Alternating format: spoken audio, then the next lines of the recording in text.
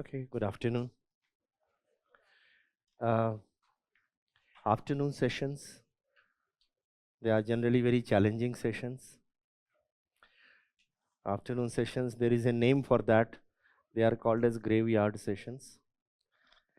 But, and particularly if you have taken a good meal, a sumptuous meal, then when you take a sumptuous meal, your Madhya Pradesh is full.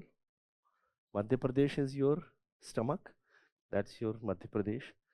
So the Madhya Pradesh is full, so Uttar Pradesh goes to sleep. So that is what happens in the afternoons. But life goes on in the afternoon also, and till late night, and particularly for preparing for civil services, it does take a toll, and you have to really literally work at least 8 hours a day.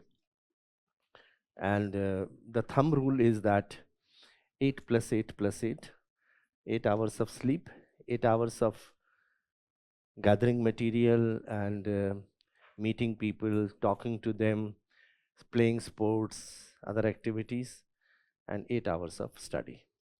So that is the thumb rule, and the total amount of time which is required for preparing for civil services generally ranges between 1 year to 1 year and a half. But if you do that, I can say consciously, then you can definitely get into at least one of the services, one of the civil services. May not be the IAS in the beginning, but maybe one of the central services, one of the other services. And nowadays, with the passage of time, when I appeared for the civil services, then IAS had a different set of examination and IPS had a different set of examination. So IAS had more number of papers. So those who were appearing at more number of papers and qualifying, they entered into IAS. IPS, the number of papers was much less. And the minimum age for IPS was 20 and the minimum age for IAS was 21. So that was a different time. But nowadays, almost all services, they have assumed a kind of a parity. Of course, IAS still the first amongst the equals, if you can say equals. But and IAS, this question is sometimes asked, should I opt for IAS as the first preference or IFS or IPS? Well, frankly speaking, it depends on your temperament. But one thing is for sure, that IAS provides much greater diversification of the duties, which as compared to the IPS or central services. There's no doubt about it. It's factual, and there are almost you cover almost 20 departments in your career, and they are all dissimilar, different. whereas IPS, it is more of a straight line. There are small deviations here and there. You can get into CBI, you can get into IB, you can get into BPRND, CISF and CRPF, BSF.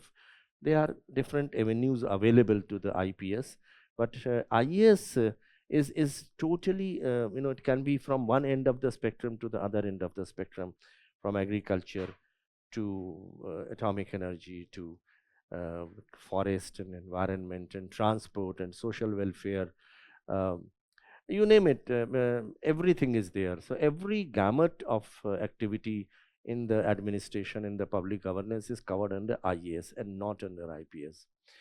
IFS, Indian Foreign Service, on the other hand, it depends on your knack. If you are fond of traveling abroad, meeting people and holding treaties and agreements, foreign relations between India and other countries, it requires a totally different mindset. There was a time when I entered the services, then IFS used to be number one. That was the first preference given by everyone. I also gave IFS as the first preference. IS was my second preference. It so happened that IFS, the top, the merit list, that went to IFS. My rank in the entire, there are about 1,000 posts every year. My rank was about 48th or 49th. I got IAS. I never repented that, because IAS was the best service in the country. And IFS means a lot of dislocations. You have to move from country to country. Sometimes the education of the children, etc., they also, takes it's a different kind of atmosphere. But IAS, but taken together, nowadays the services of central services, they are equally good, remunerative, interesting. So you have Indian Revenue Service, the two branches, they are very good services. Then you have audit and accounts, and you have railway management service and audit defense accounts. So all these services are equally good now.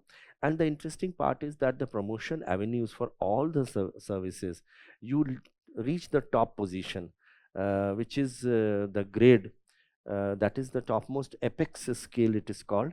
It is 2.25 lakhs of rupees when you retire. Right now, with further finance commissions, pay commissions, it will be more and more. But right now, the apex grade, every service has got apex scales. There are at least 20, 30 posts available at the apex grade. So you reach the top position, as good as Indian Administrative Service. So therefore, don't lament the fact in case you get into one of the services which is not IAS. And as I said, that civil services is a doable thing. It is not something which is out of the world. And simple, ordinary, average people, they score and they get into IAS. I keep on interviewing people in the mock interviews and also at the UPSC, and they are very simple, good people, intelligent people, none of from the aristocratic families. They are all people like you and me. So they get into IAS and they do extremely well also. The prelims is a dicey portion which is there, but once you get into prelims, then there is no looking back. You can definitely score very well and get into one of the services. Okay, picking up the threads from yesterday, let me ask you, what are the steps that were required for solving or resolving a particular case study? What were the steps that we had discussed yesterday? A brief summary, that was the first step. Stakeholder was the second step. Ethical dilemmas, ethical issues, you can call it by whatever name. That is the third one. Huh? The options, you have to mention the options and critically examine those options in terms of merits and demerits. And as I said, if you want to write down something more than that, you can have a remarks column also, in which you can write certain remarks. It can be tabular form also. It can also be like a paragraph also. Either way, it is good enough. All that is required is the content. And then, yeah, yeah, yeah, best option. So the option you would like to recommend out of those options. Sometimes there can be one option which you recommend, sometimes it can be more than one option. Sometimes it can also be like this, that you recommend options step by step. For example, you will say option 4 we will first of all attempt. If 4 fails, then option 5, and then option 6. So that, like that also you can have step by step also, which is perfectly fine. Ethics paper is common sense paper. There is nothing that you do not know about it. It's only that you put yourself in the position of the protagonist and then think what you would have done in that particular situation. And it's a systematic way of solving the case studies. And the last thing then, conclusion or way forward. Yeah, so these things. So this is how you will do that. So let us begin today. All of you have got yesterday. I hope all of you had picked up the hard copies. That will be helpful to you. Today is also you have got the hard copies. How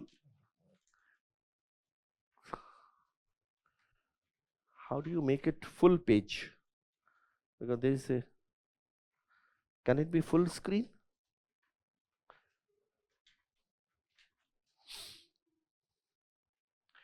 I think, yeah, which one? No, this one, triangle.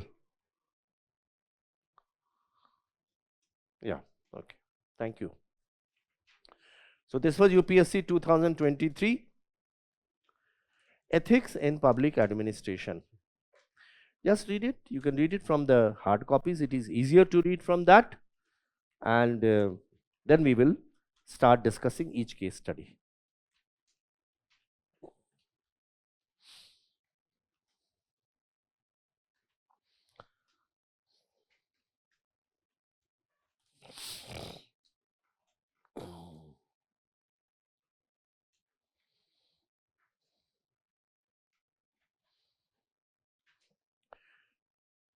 I'm a more of a traditional and conservative kind of a person. I believe in hard copies, not so much on the digital platform, because I like to read from a booklet or a book. That is why I decided to give you the hard copies. They stay with you for all times to come, and it's a more pleasurable to read from a booklet.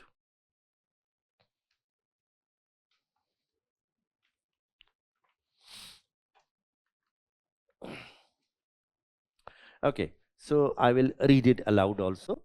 For those of you who, all of you must procure the copies, hard copies. Those of you who have come slightly later, you can collect it from there, and so that we are all in unison, we are together in tandem. So at 9 p.m., now this is a case of work. It's a uh, it's a kind of a dilemma. It is a kind of workplace and family life conflict. Okay, so so therefore here is a joint secretary, Rashika, and at 9 o'clock she was still engrossed in her work in her office. Her husband Vikram,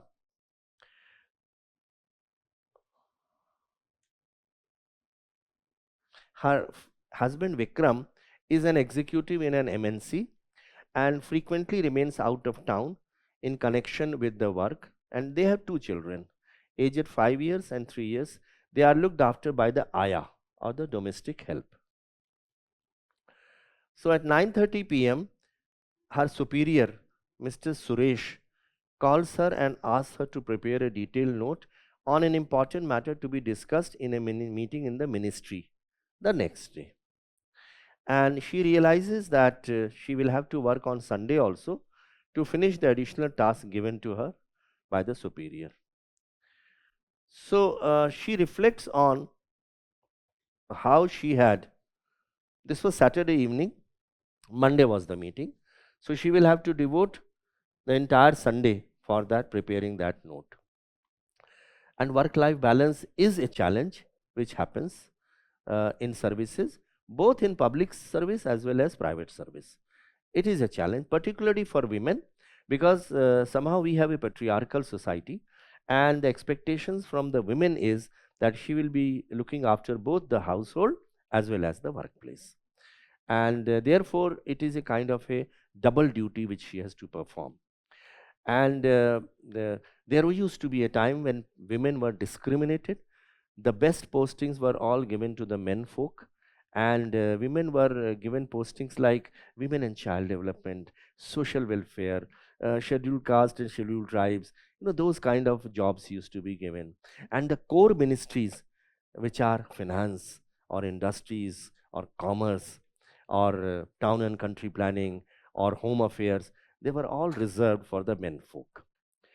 But things have changed over a period of time, and now important ministries, departments are also being shared between men and women, and they are equally working along with the men people in being some of the best administrators in the country. You had one of the principal secretary to the Prime Minister called Sarala Grewal, an outstanding officer of exceptional merit. There are many people, who have done exceptionally well in the civil services. So she reflects on how she had looked forward to this posting. So she had really worked hard to getting this particular posting. She was really interested in that posting, and how she earned a good reputation, and she worked for long hours to achieve it. She had kept the welfare of people uppermost in discharging her duties. And recently I met one of my senior colleagues, and she had also come for giving a lecture. I had also gone for giving a lecture. So I asked her, how does it feel like you, an IPS officer, and then an LG of a state? So, so she said, well, Krishna, it's the same. It's ultimately the people. It's the people. Whether you are an officer or you are a governor or you are a politician, ultimately you have to look after the people, the citizen of this country. And so she was Kiran Bedi. So I met her at a place called Gaya in Bihar. So she had gone there for giving a lecture, and I was also there.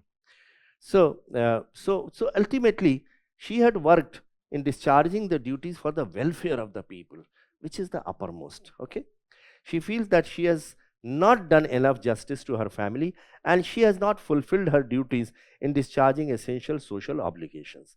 So she has not been able to meet that. Even as recently, she had to leave her sick child in the nanny's care as she had to work in the office.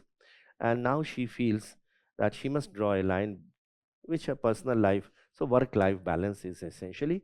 And there are some questions which are given. As I said, questions, they keep on changing. Different examiners, sometimes they will ask the stakeholders, sometimes they will ask the options available, sometimes they will ask the ethical dilemmas or ethical values. But as I told you yesterday, whenever you answer these questions, do answer as a whole. Even if they have not asked for it, but do add it. It really tells them that you have really understood the case study. And so a brief summary in the beginning, and then the stakeholders, and then the ethical issues involved, and then the option, and so on. So here the question is ethical issues involved. Briefly described at least 4 laws which have been enacted by the government. Now, I have given you, and I'm sure you must have gone through that also. So, the approach to this case study would be, it's already in your hands, but I will just repeat it for the sake of a repetition, nostalgia. Give a brief overview of the case, that is brief summary. It's all step by step.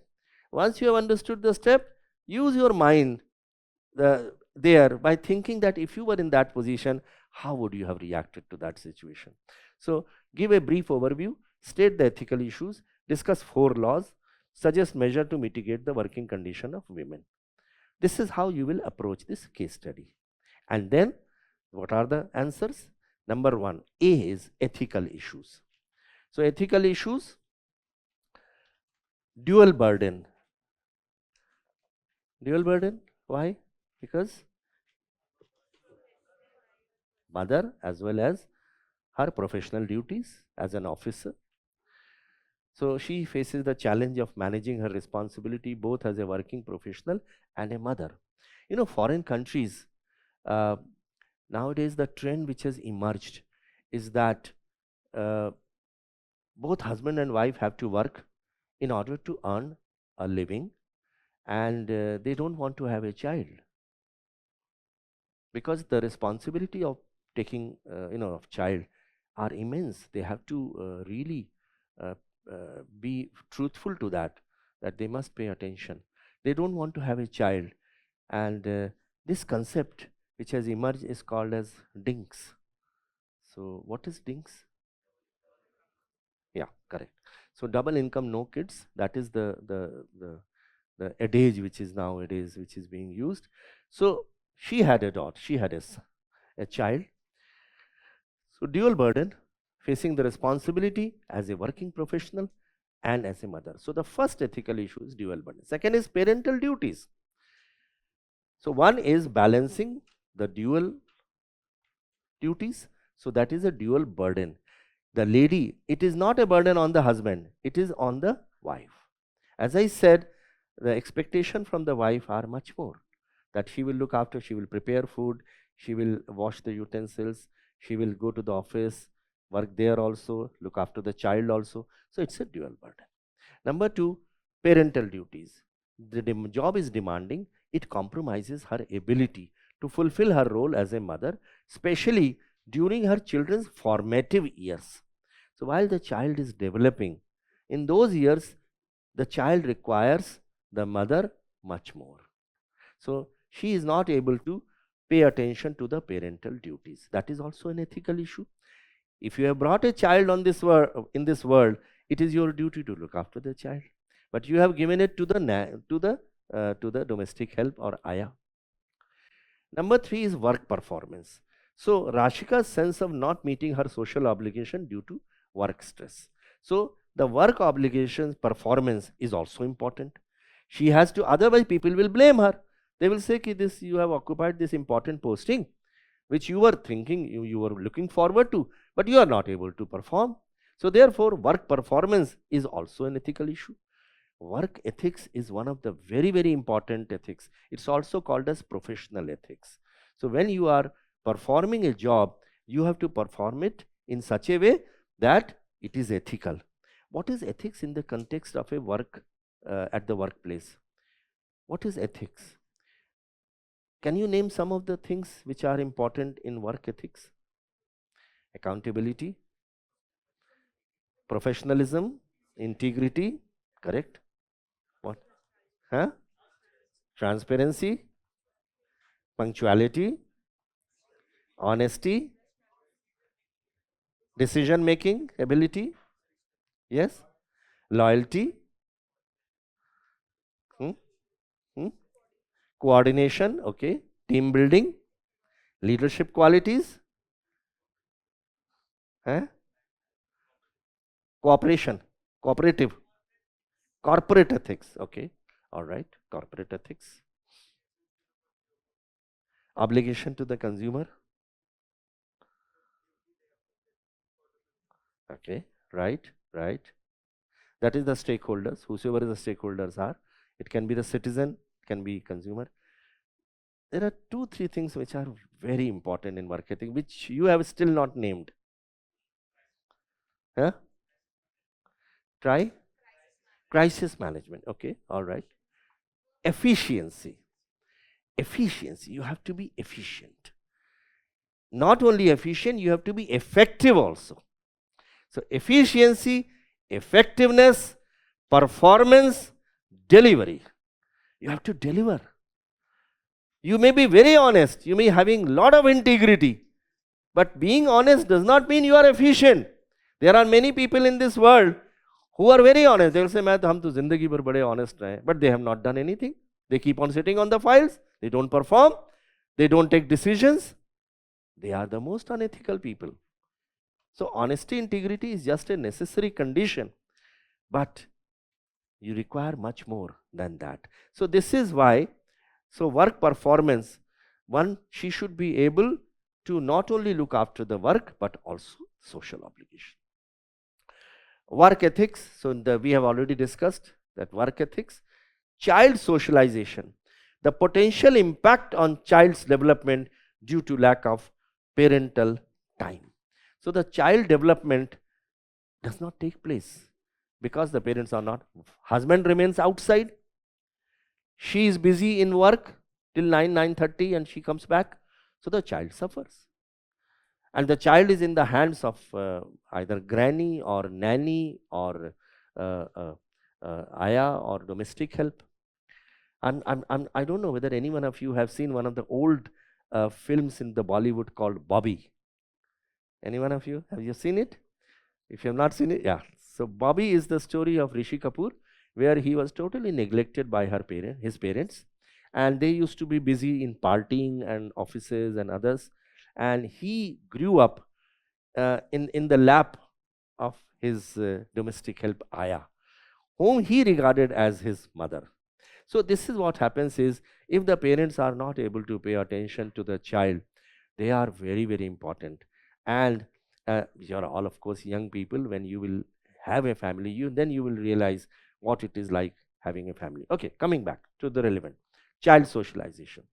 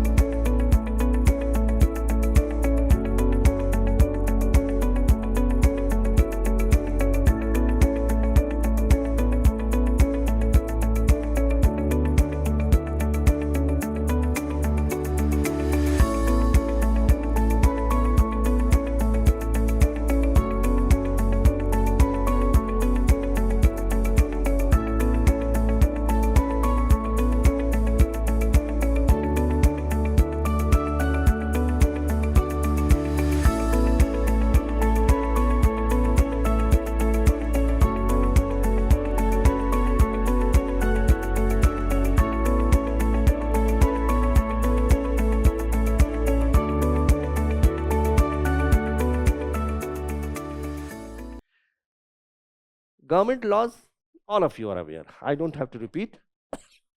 Factories Act, Equal Remuneration Act, POSH Act, Maternity Benefit Act, Plantation Labor Act, Mines Act, BD and Cigar Workplace Act, Plantation Labor Act, the Mines Act, the etc. So these are all legislatures which are there. There can be many others which are specifically for women. So what they are trying to see is whether you know the legislations which are there, because whatever you may say, ultimately the government's line of thinking is very clear. That is women's empowerment, gender sensitization. These two things. And you may be a masculine, but your ideas must be feminine. Okay? You must have feminine ideas. That is caring for your mother, your sister, your wife, your daughter. Your ideas for the women folk must be feminine. Okay? Right. So suggestions for mitigating work conditions. What are the suggestions? Parental responsibility, that was the part C of the question. Parental responsibility, equal sharing between both parents. So the workload should be shared between both husband and wife.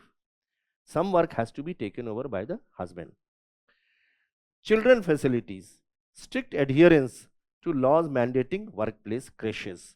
So the creches, etc., they are compulsory by law now, and the woman is allowed, I think, 4 times in a day to visit her child in the creche. It is all provided in this acts. Flexible hours. Nowadays, adoption of flexible working schedule is also resorted to. So the question was, what was the question? Suggestions for mitigating work conditions. Okay. So you can suggest flexible hours, that is, you can come and go as per your wish, depending upon, adjusting upon your responsibilities at home. Fourth is work from home. So that is during COVID-19, that was a very common thing. And now, even now, some of the companies, they do allow work from home if you have a family and if you have some problems at home. Overtime compensation. So additional work hours, if you have to sit, then overtime is also given. Then workplace communication. So develop SOPs for task delegation and schedule changes.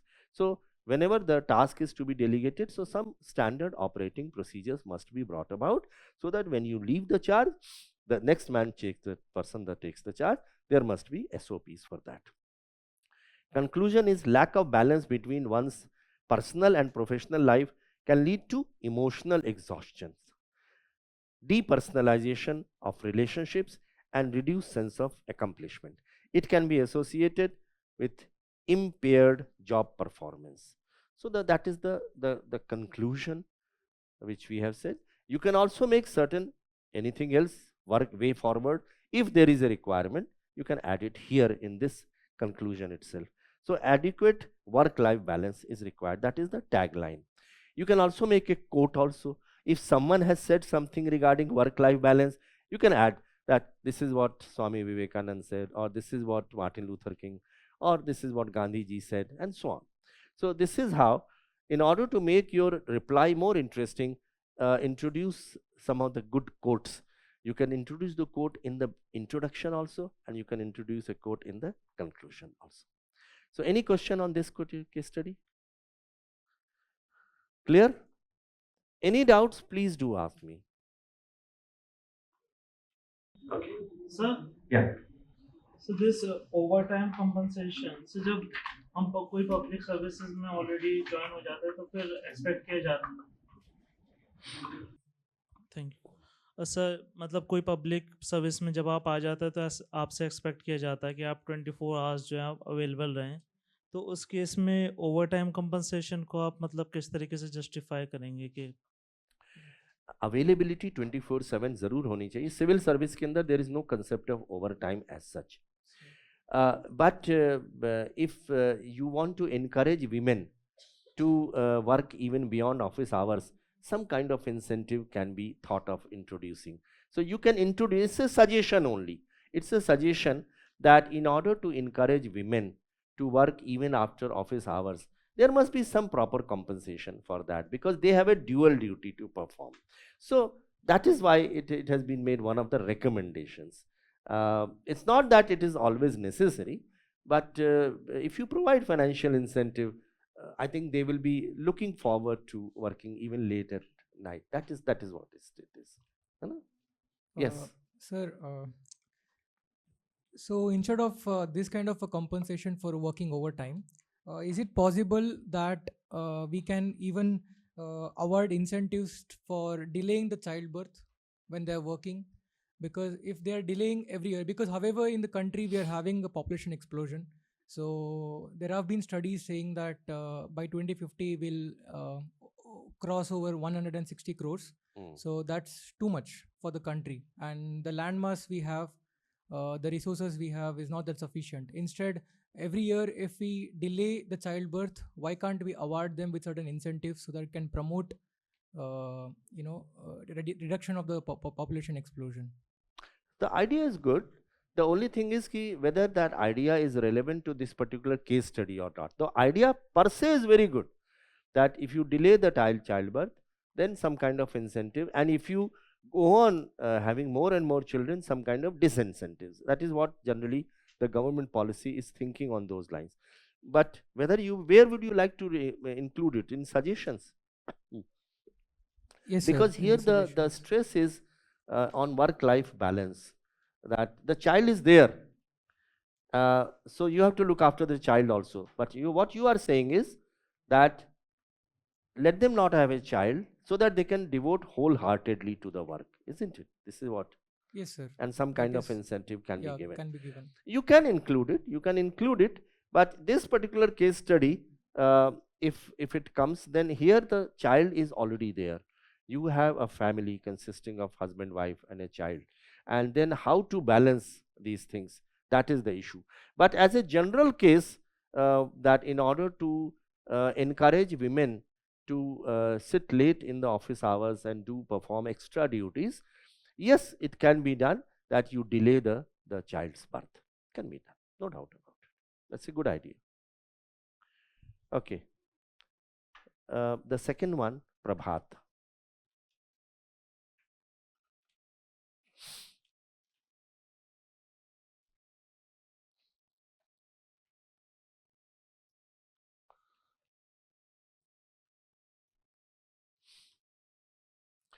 in every case study there would be words, limit of the words which will be mentioned.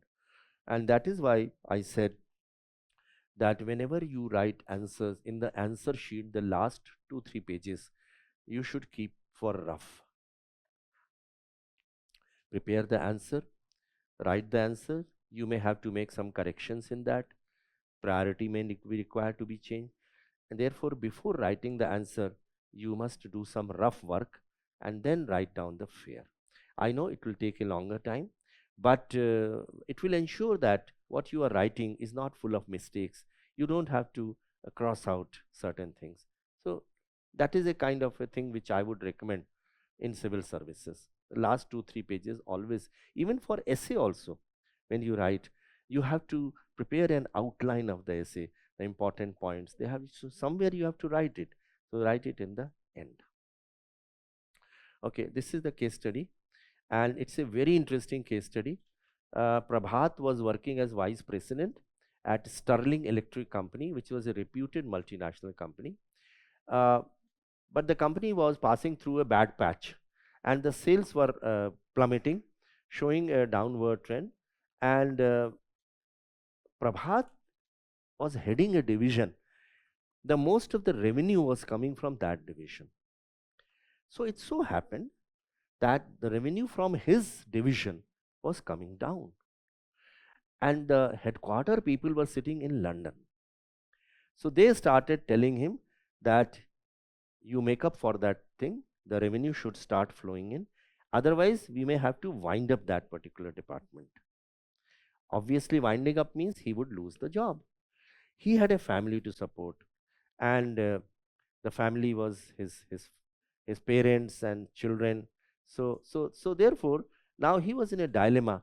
He wanted to procure, he was desperately trying to procure some big government order, but despite of the best effort, he was not successful. So he was a professional a company, and his was a professional company. And as I said, the India head there was an executive director, and in a meeting taken by the ED, he was reprimanded. Okay, why your sales are not picking up? Why the revenue is not coming? And so he was under extreme pressures, and his division may have to be wind up. He was in a mental agony. He had an old ailing mother. There was a lot of expenditure on education and medical facilities, which was causing lots of anxiety to him. So on one hand, there was a his private situation in the family was under stress. He was under a lot of financial stress. And on the other hand, the professional side, he was under constant threat that his division would be closed. So there was a dilemma always going on, how to do that. Suddenly something happened, and he was expecting some miracles to happen. His secretary informed that there was a person called Subhash Verma who wanted to meet him. Subhash Verma belonged to another company, a rival company. And Subhash Verma, uh, he came and he said that you are trying to bid for that particular the tender, that contract. So I can give you the figures, the bidding amount, the tender amount of your rival company where he was working, so that you can accordingly change your bid and procure the contract. Now, there was a post of manager which was lying vacant there, and he had already interviewed many people. And now Subhash Verma comes and says, you offer me this job and I will give you this paper. You can use that paper. Now, it was a great, lucrative offer, because all his worries would be gone. If he bags the contract, then he would be able to get a good name in the family, in the workplace. His bosses would be happy, and his job will be protected. He may even get some promotion, even get some reward also. But on the other hand, getting this paper from Subhash would made him vulnerable, isn't it? Because Subhash, if he is trying to pass on this paper, he is committing disservice to his own company. Hindi में कहते हैं ना कृतज्ञता का, कृतज्ञता कहते हैं, क्या कहते हैं कृतज्ञता को? हाँ, तो वो अपनी कंपनी के साथ कृतज्ञ हो रहा था, and he was passing on that information. So if he can do with that company, he can do with this company also later on. And then procuring the contract through unethical means, was it really a good way to do it? So that was the dilemma which was going on in his mind. So therefore, Prabhat was stunned. It was a mixed feeling of shock and thrill. He was uncomfortable and perspiring. If accepted, his problems will be solved. The sales and financial health would improve. He was in a fix as to the future course of action, what he should do. So he told him, come after a day, you come tomorrow, and the meanwhile, let me think about it. The question is this: discuss the ethical issues involved in this case, critically examine the options available to Prabhat, and which is the most appropriate for Prabhat. So tell me now.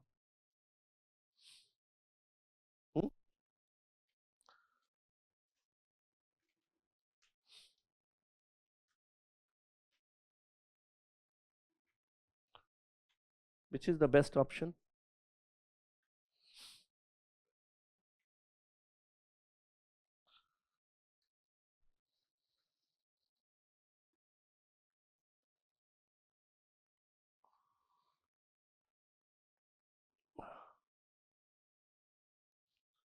Tell me. What's your view?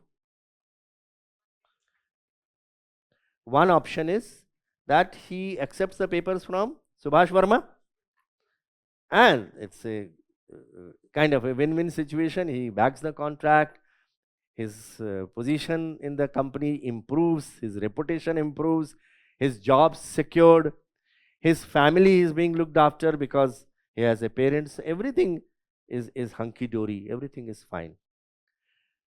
So that is one option. They've got merits, this merit, and demerits. His integrity would be compromised, correct? Future risk to the company would be there, yes, correct. Who will lose the job?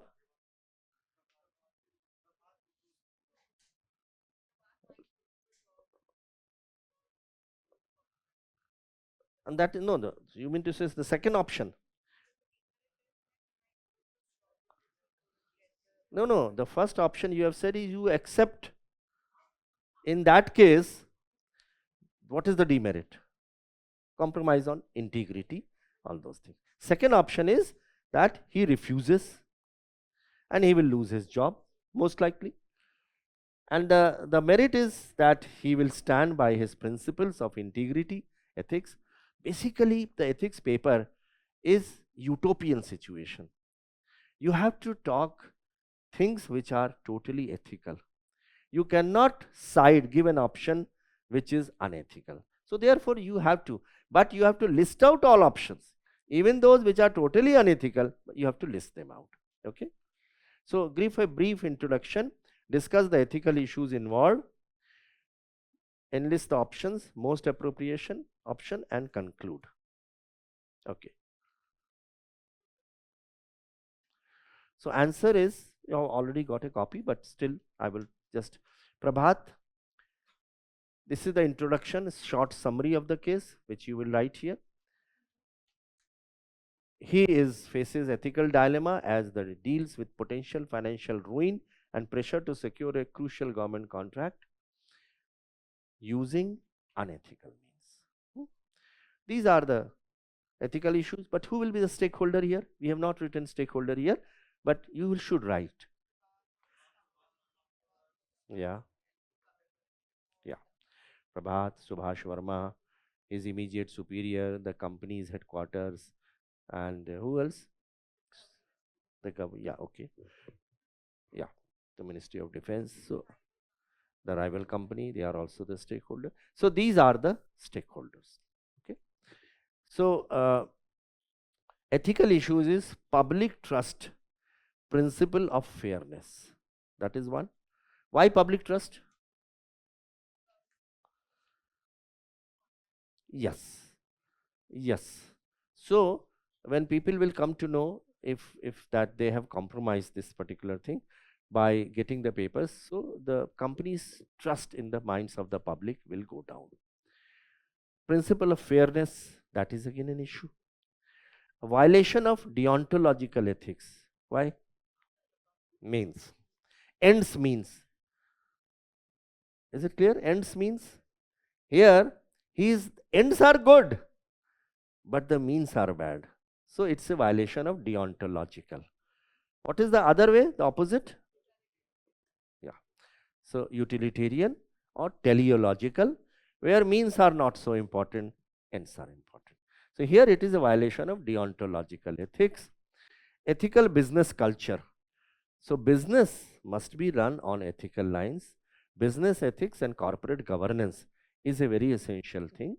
And therefore, the ethical issue is business culture. If you want to procure the contract through unethical means, it is unethical behavior in the business.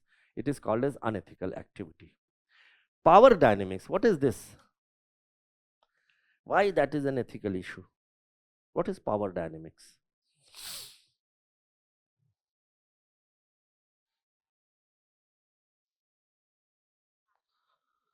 Hmm? Yeah. Power dynamics is within the organization, the hierarchy, etc. The power dynamic. The senior man is saying that you will lose your job if you don't get this thing. So the power dynamics start playing into that, which is again an ethical issue, because the senior man says that your division will be wound up. It is an issue. He will lose his job. So therefore, power dynamics is playing a part in this particular case. And then personal versus company interest. So on one hand, there is a company interest, and what is the personal interest? Mm, yeah. So yes. So these are the ethical issues. Options: accept Subhash Verma's proposal.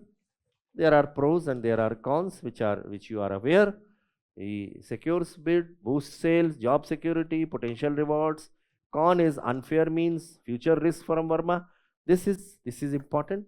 It is unfair mean it will lead to future risk from Verma, because Verma, yes, Sir, in the previous slide, the okay, power dynamics aspect, yeah, could one aspect of it be the fact that Subhas Verma's CV came through the ministry, yes, through the Minister of Defense? yes, yes. Okay. That also is there. Definitely, it is there. You made a good point. His CV came through the Ministry of Defense, so that is also power dynamics. And so therefore, future risk from Burma, he will become a kind of a persona non grata later on, and you may have a lot of trouble. He will hand over your bid to the rival company when he wants to do that, because he has become uh, uh, his values have gone down.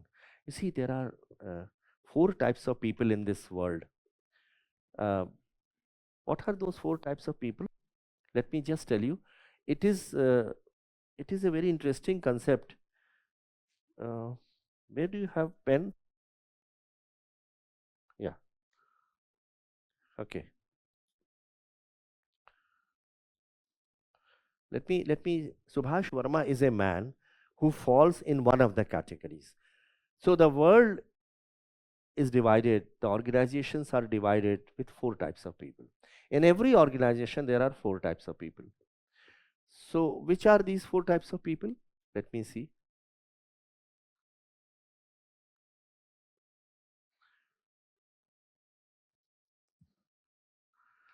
Now, why I'm telling you is that sometime in your civil service paper, you may use this thing also anywhere, wherever you think. Here it is skills, skills. Here it is values, values.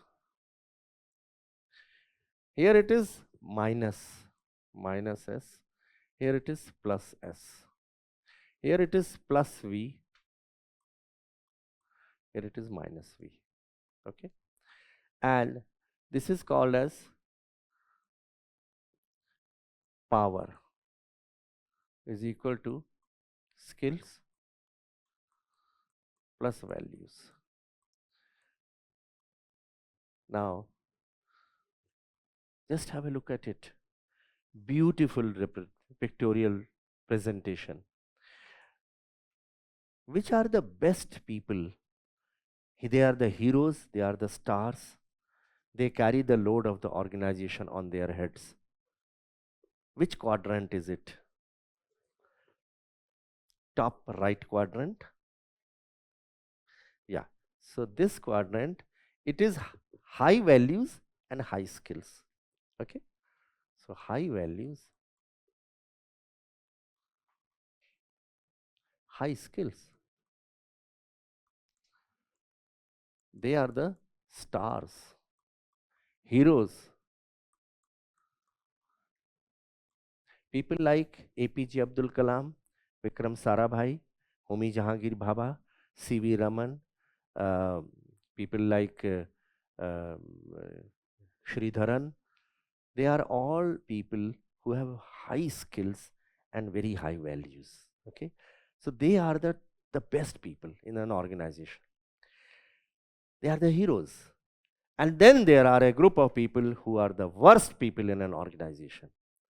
Which is, they fall in which quadrant? This one. This one. Not this one. This one. Why? Tell me. No skills, no values is not as dangerous. High skills and low values. They are the dangerous people. People like Vijay Mallya, Nirav Modi, Choksi, Charles Shobraj, Harshad Mehta, Ketan Parekh, Telgi, Natwar Lal. These people are having extremely high skills but very low values. So they use their skills coupled with those low values. So they are the dangerous people. So this is the dangerous quadrant. Low values, high skills. They are dangerous. Such people must be chucked out of the department or organization. Verma falls in this quadrant. They are dangerous people. He has a lot of skills. He was found to be very intelligent in the interview, but he possessed very low values. He was going against his own company, passing on the papers to him. And then there are two more quadrants. This is low values,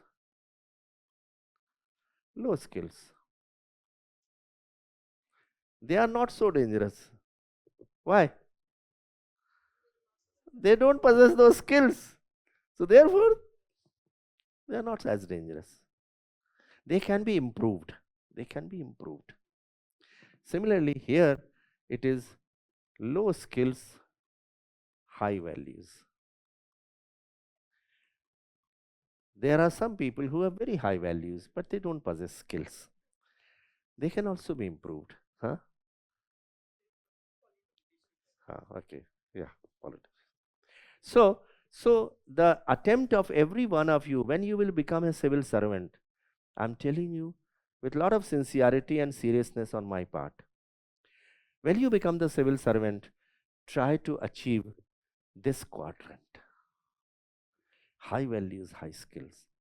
By learning new skills every year, every month, learn some new skills. There are hundreds of skills in this world. Try to improve upon your skills. And with a backing, solid backing of the value system, accountability, transparency, honesty, integrity, performance, delivery, discipline, diligence. So values remaining intact, keep on improving your skills. and you will occupy this quadrant. Once you have gone to this quadrant, then there will be many people in your organization who may not be possessing those skills and the values. They will be falling in these two quadrants. Then try to take them also to this by imparting new skills and values to them. So value education, imparting skill upgradation, send them for training, capacity building, so that they also become valuable to the organization. They also deliver. And of course, these people, they are to be removed immediately. They should not remain, because they will cause a lot of long-term harm to the organization. So with that background, let me, yeah. So this is what Verma belonged to this particular category. So one is accept Subhash Verma's proposal. Number two is inform higher management. That will ensure decision taken by a higher authority and transparency. And the cons are management may accept unethical proposal, avoids responsibility. So it avoids responsibility, which is a con. You are occupying a senior position, you must have the courage to take responsibility on yourself. If everyone is passed on to the higher ups, you don't take that responsibility. I remember there was a joint secretary, an IS officer, who was very, very afraid of taking decision on the file. And every time, even if the power is with him, he would still show the file to the higher person, his secretary. So he will write, secretary may also kindly see. You know, even though it was his jurisdiction, he could take that decision. But in order to involve the secretary, he'll say, he will write on the file, secretary may also kindly see. So the secretary got really, cheesed off. And after a few such files, when he again put up, secretary may also kindly see, he wrote on the file, seen but not kindly. So what happens is that shirking responsibility is again an unethical idea. One should take decision at one's own level and not pass on to the senior person. Yeah.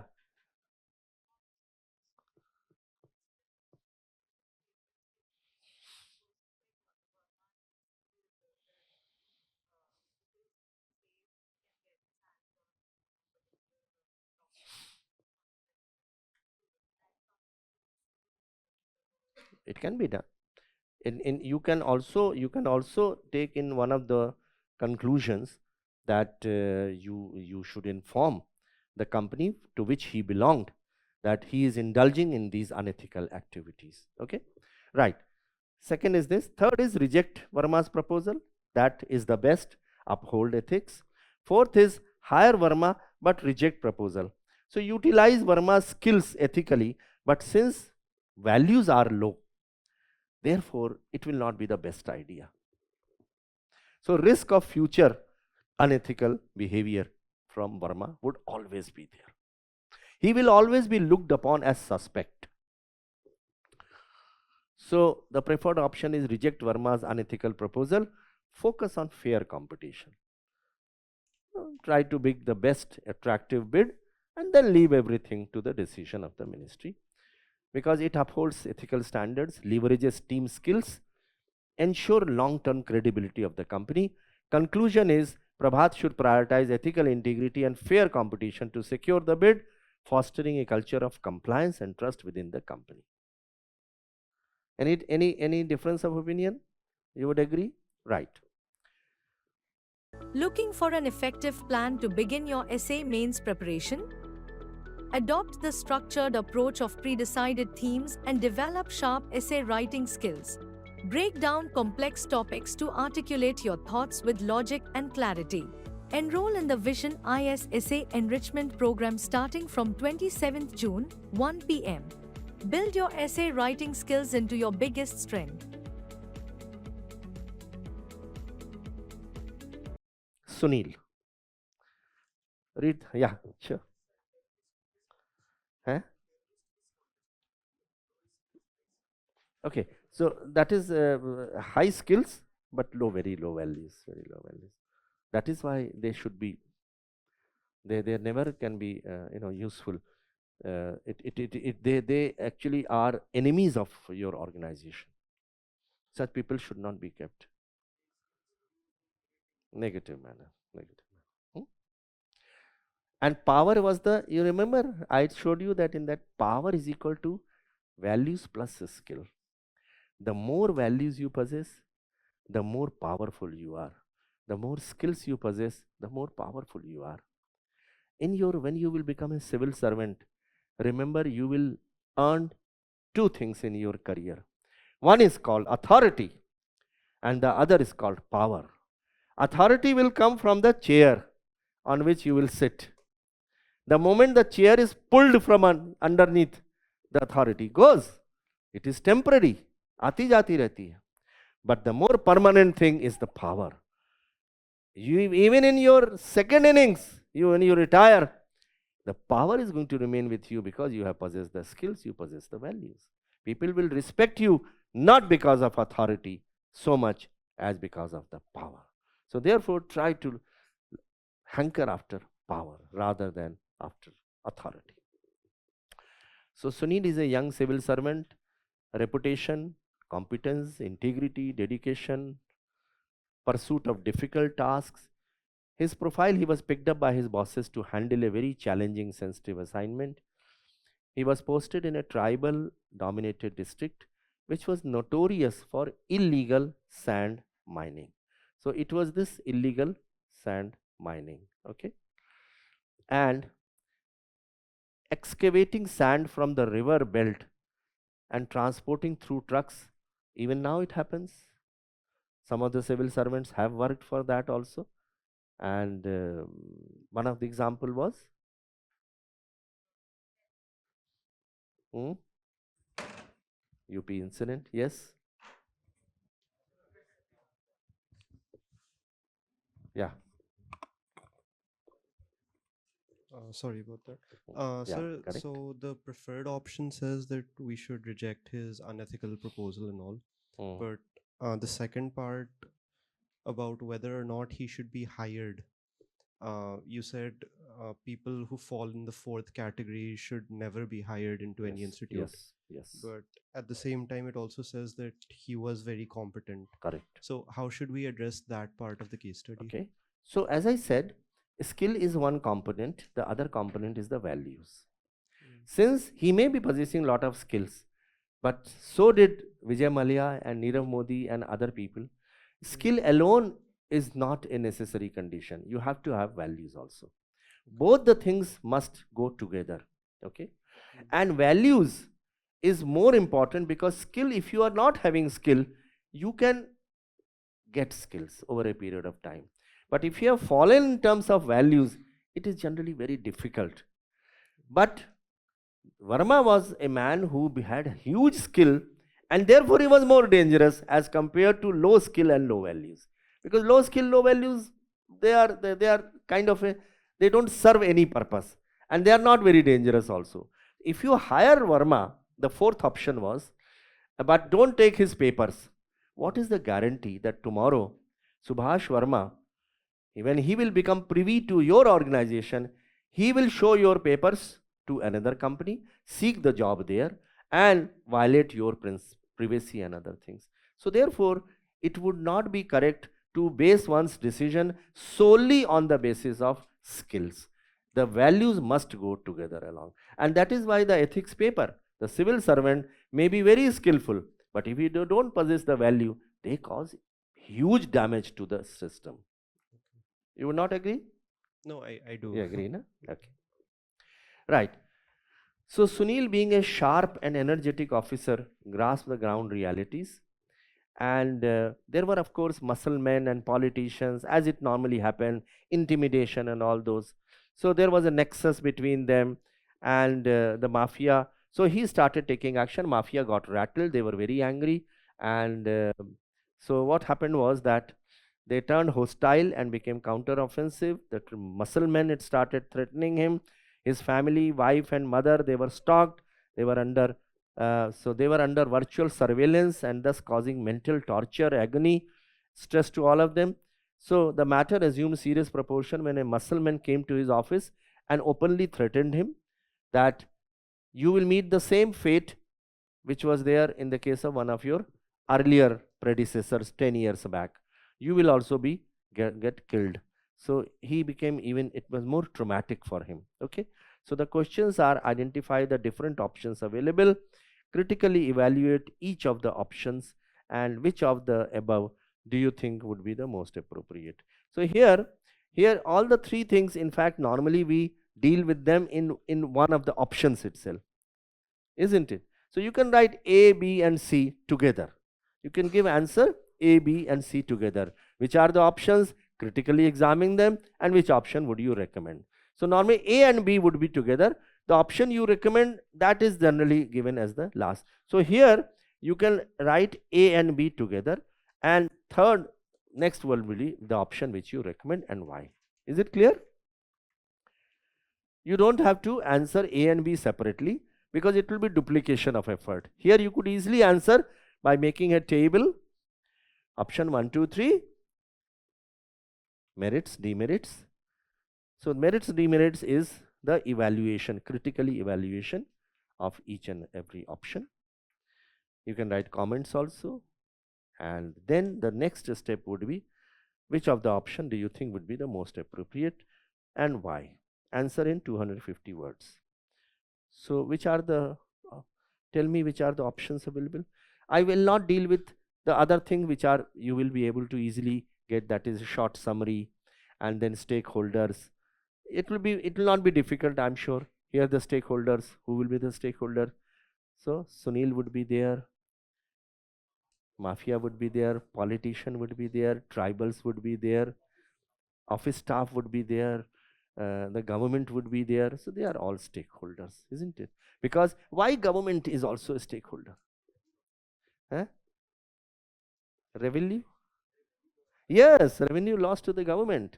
Therefore, government is also, because it is being done illegal. So the revenue is not coming to the government. So these are the stakeholder. And so let's see which are the options. Take action against the mafia, continue to take action against the mafia, which has got its own merits and demerits. Number 2 is, so don't stop taking action against the mafia. Ignore it and let it continue. So seek a transfer. So seek a transfer is also a option which you can always write. Okay, so that is also there. And the last one is,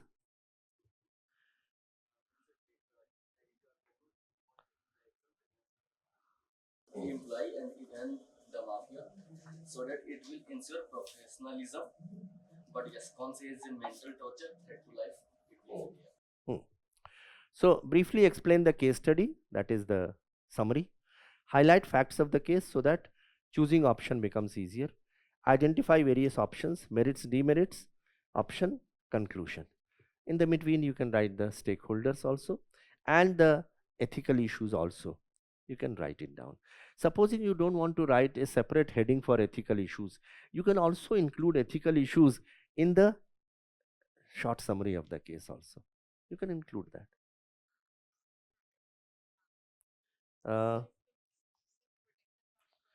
Yes, definitely. You must seek protection for the family is definitely one of the things in the conclusion. Yes, please.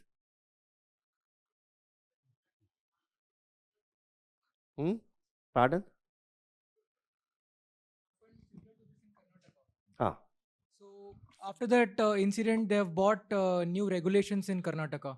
So can we highlight those points? Yes, like, why not? What actually happened? Yes, why not? Highlighting the point, story will be the long thing, but you can definitely say that this is how Karnataka government handled the situation by bringing a new legislation. So what they did was they reported to the NGT, National Green Tribunal, and they made CRZ, that is the coastal regulation zones, and non-CRZ zones, and they also brought up the application for e-sand application to purchase. Any public to purchase sand has to go through this, which is scrutinized by the government. So unless the government, without the government's eyes, we cannot do anything. So that Okay. is what was bought. But will it stop illegal Yes, sand sir. mining? So what happened was there was an IAS officer, Priyanka Mary Francis. So she went to a certain location and she was attacked that night because even though they were doing the surveillancing, then they bought up a 24/7 control room with GPS monitoring. So if anybody notices this, can even make a complaint at any point of time. Yeah. So you can quote that. Yes. You can write in the way forward that some steps should be taken on the lines taken by the Karnataka government, and you highlight some of the things which they have done. Absolutely, why not? That shows Sir. that you possess additional knowledge about the similar kind of thing happening elsewhere in the country. Sir. Yeah. Sir, can we add this point, public awareness campaign? Yes, why not? Definitely. Which side? It's this side. Yeah, Yes. surely. You can definitely add that public awareness would also be a good idea. They should also be made aware that illegal sand mining is not good for environment. It is not good for, because it's evasion of revenue. And you say that ultimately it is not good for the tribals as well. Because tribals are also, they are being paid, they are being bribed. So you say that education.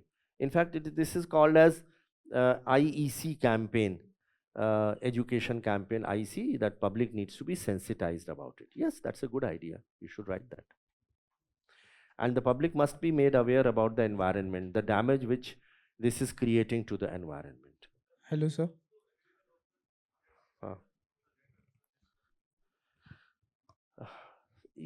So the mines, the Ministry of Mines, they will also write to the local authorities only, isn't it?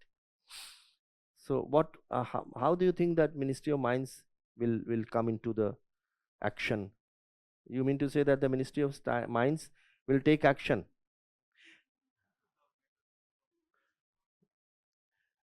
But it is illegal sand mining, and therefore the person on the spot has to take action. You are the protagonist, say Sunil, and therefore the mine will say, yes, you are the officer in charge, you should take action.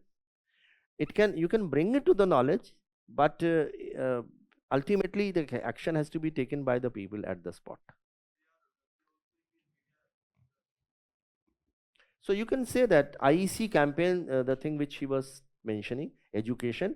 So you can involve the NGOs, you can involve the media, you can involve unofficial people, who can also supplement the efforts of the government in sensitizing this topic subject to the people, and also helping the administration in achieving their goal of avoiding illegal sand mining. Correct, absolutely.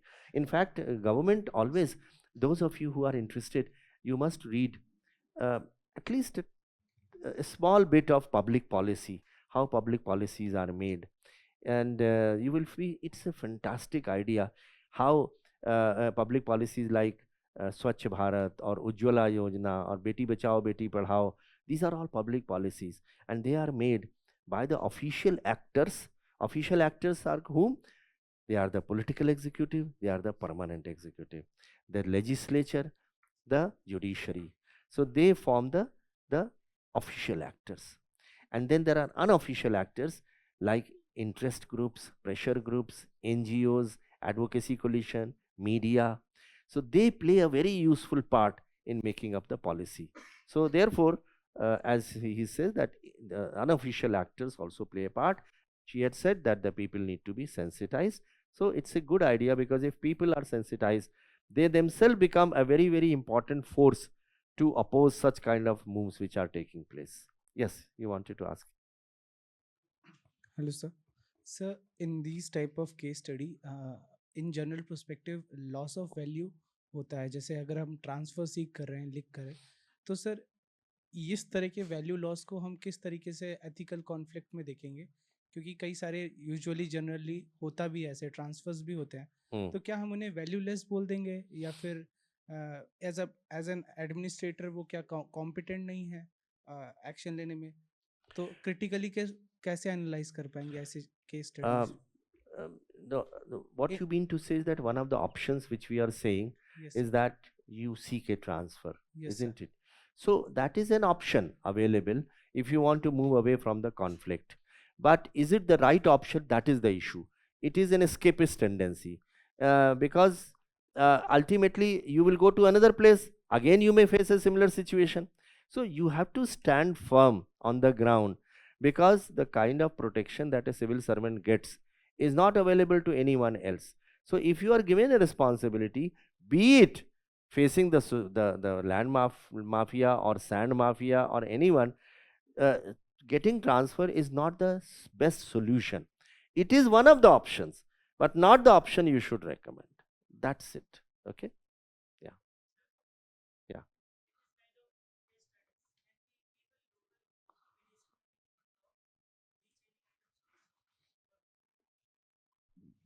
Uh, the only thing is that what they are carrying out is totally illegal mining, which cannot be in any way compromised.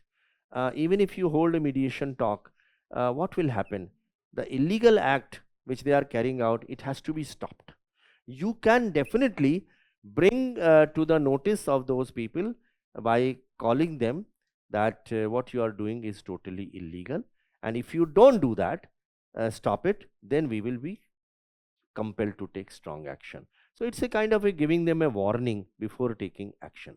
That can be done. But here the situation, this case study, he had already started action and he got threatening calls. But many time when such situation comes, yes, you can do that. As an officer, before initiating action, you call those people and you say कि देखो आज मैं I'm telling you today, don't then blame me tomorrow if I have to take action. So stop doing it. That also sometimes works, because civil servants hold a lot of power, and therefore, and particularly if the DM is sitting there and SP is sitting there together, they hold a very, very important power. So the people very police, you see. So therefore, uh, sometimes the duo, DM and SP, that is why they should never fight with each other. Wherever DM and SP fight, both are transferred out, because the entire administration suffers. But both of them remaining together is a very powerful force. So you can call them for a meeting, and I used to always invite my SP to my office that today I want to call this particular group of people. So why don't you come also? He was a man from Kerala, an outstanding officer from Kerala. His name was Koshi. Very cooperative, very, very go-getter. And he used to come and sit with me. And the very sight of the SP, people used to shake. So that is how, you get things done. So it's a good idea. Before initiating action, you can call a mediation kind of meeting.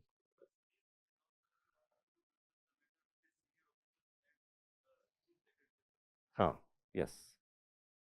That can also be done. You can discuss with the chief secretary also, bring it to his knowledge that I am taking, but don't back off. So the third option, what are the option here? Let's have a look at it.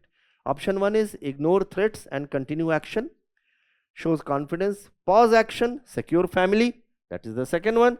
Third is intensify action or tez kar do, because these people are dangerous people. They have to be nipped in the bud.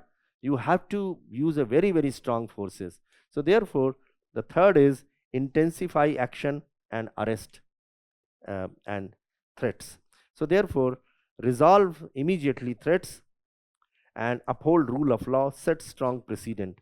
And we had officers like that. I can tell you the name of one of the officers. His name was Bhurelal, and Bhurelal was from Uttar Pradesh cadre, and he had served as the district magistrate of Allahabad and Banaras, Varanasi, and they were full of mafia. Coal mafia used to be there, and he was an ex-army officer. He was selected from the army. There was used to be a lateral uh, entry. So he used to move with his small baton in his hand, and he fearless man, and he would catch hold of people. And 8 o'clock, the time of closing down the shops in Varanasi, everyone went up to 10 o'clock. सारे दुकानें खुली रखते थे, and he would move around and he would start beating the people. जैसी कोई दुकान खुली मिलती थी, people were so afraid. अरे भूरेलाल आ गया, and they would close down the shops. the coal mafia, totally afraid. So this is how some of the civil servants make an impact. And there was one district magistrate of Varanasi who his wife was driving without a license, and naturally the policeman rang up, sir, wo aapki wife, arrest her, put her in jail. So it's a known person. So he was also, very, very stickler for rules. So therefore, so there are some people who who are known for very, very strong principles and integrity. Okay, right. So preferred option, intensify action. Reason is it aligns with Sunil character.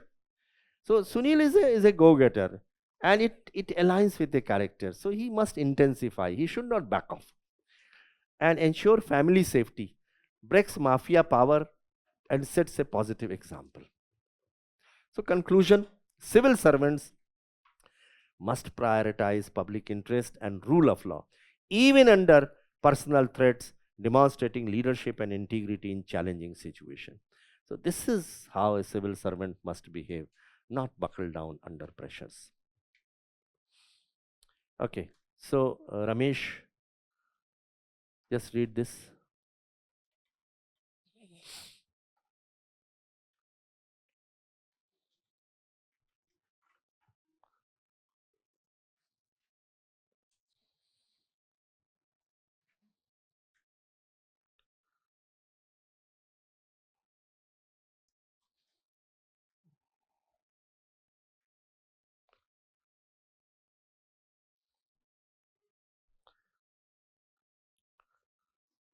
So Ramesh is a state civil service officer who had opportunity of getting posted in the capital of a border state. So it's a bordering state. He was posted in the capital of that state. Capital always has much more facilities as compared to the other districts in the state. Medical facilities, transportation, accommodation, all those facilities. So his mother was detected with cancer and was admitted in a leading cancer hospital of the city, and the two children were getting admission in one of the best public schools. And after settling down in his appointment as director, so he was posted as director in the home department. Home department controls the entire law and order, the police and all those people.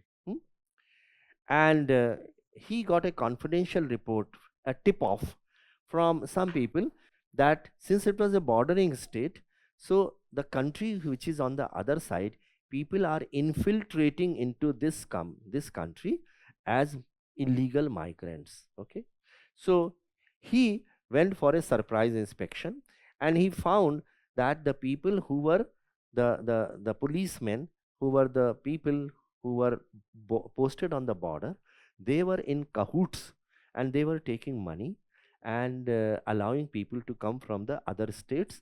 And he caught a group of people. So there were 12 members, two families. He found that with the connivance of security personnel, and then he found that these migrants, they were holding on to fictitious, fake papers, Aadhaar card and voter card and so on. So he made a report, detailed report, and submitted to the additional Home Secretary of the state. And then he was summoned by the additional Home Secretary after 1 week, and he instructed him to withdraw the report because he felt it was embarrassing for the government, and there must be many wheels within wheels which were operating. So he said, you withdraw this report. So the additional Home Secretary informed that it has not been appreciated by the higher authorities. He also cautioned him that if you don't withdraw this report, you will be posted out to another district, and the promotion also is also due. That will also be in a jeopardy. So he was given a kind of a threatening thing that and such things happen. Don't think that these things don't happen. These are very common things, that you withdraw this report, otherwise you will be posted out and you will also suffer in terms of promotion. So what are the options available as the director? What options should Ramesh adopt and why? Critically evaluate each option. And what are the ethical dilemmas? And what policy measures would you suggest? So this is a kind of how they would like to see how you can think different measures you can take to combat the illegal migrants which are flowing into this country, what measures you can take. Because the security people, they were in cahoots with them. So can you tell me what are the options available? There are some obvious options. Withdraw the report.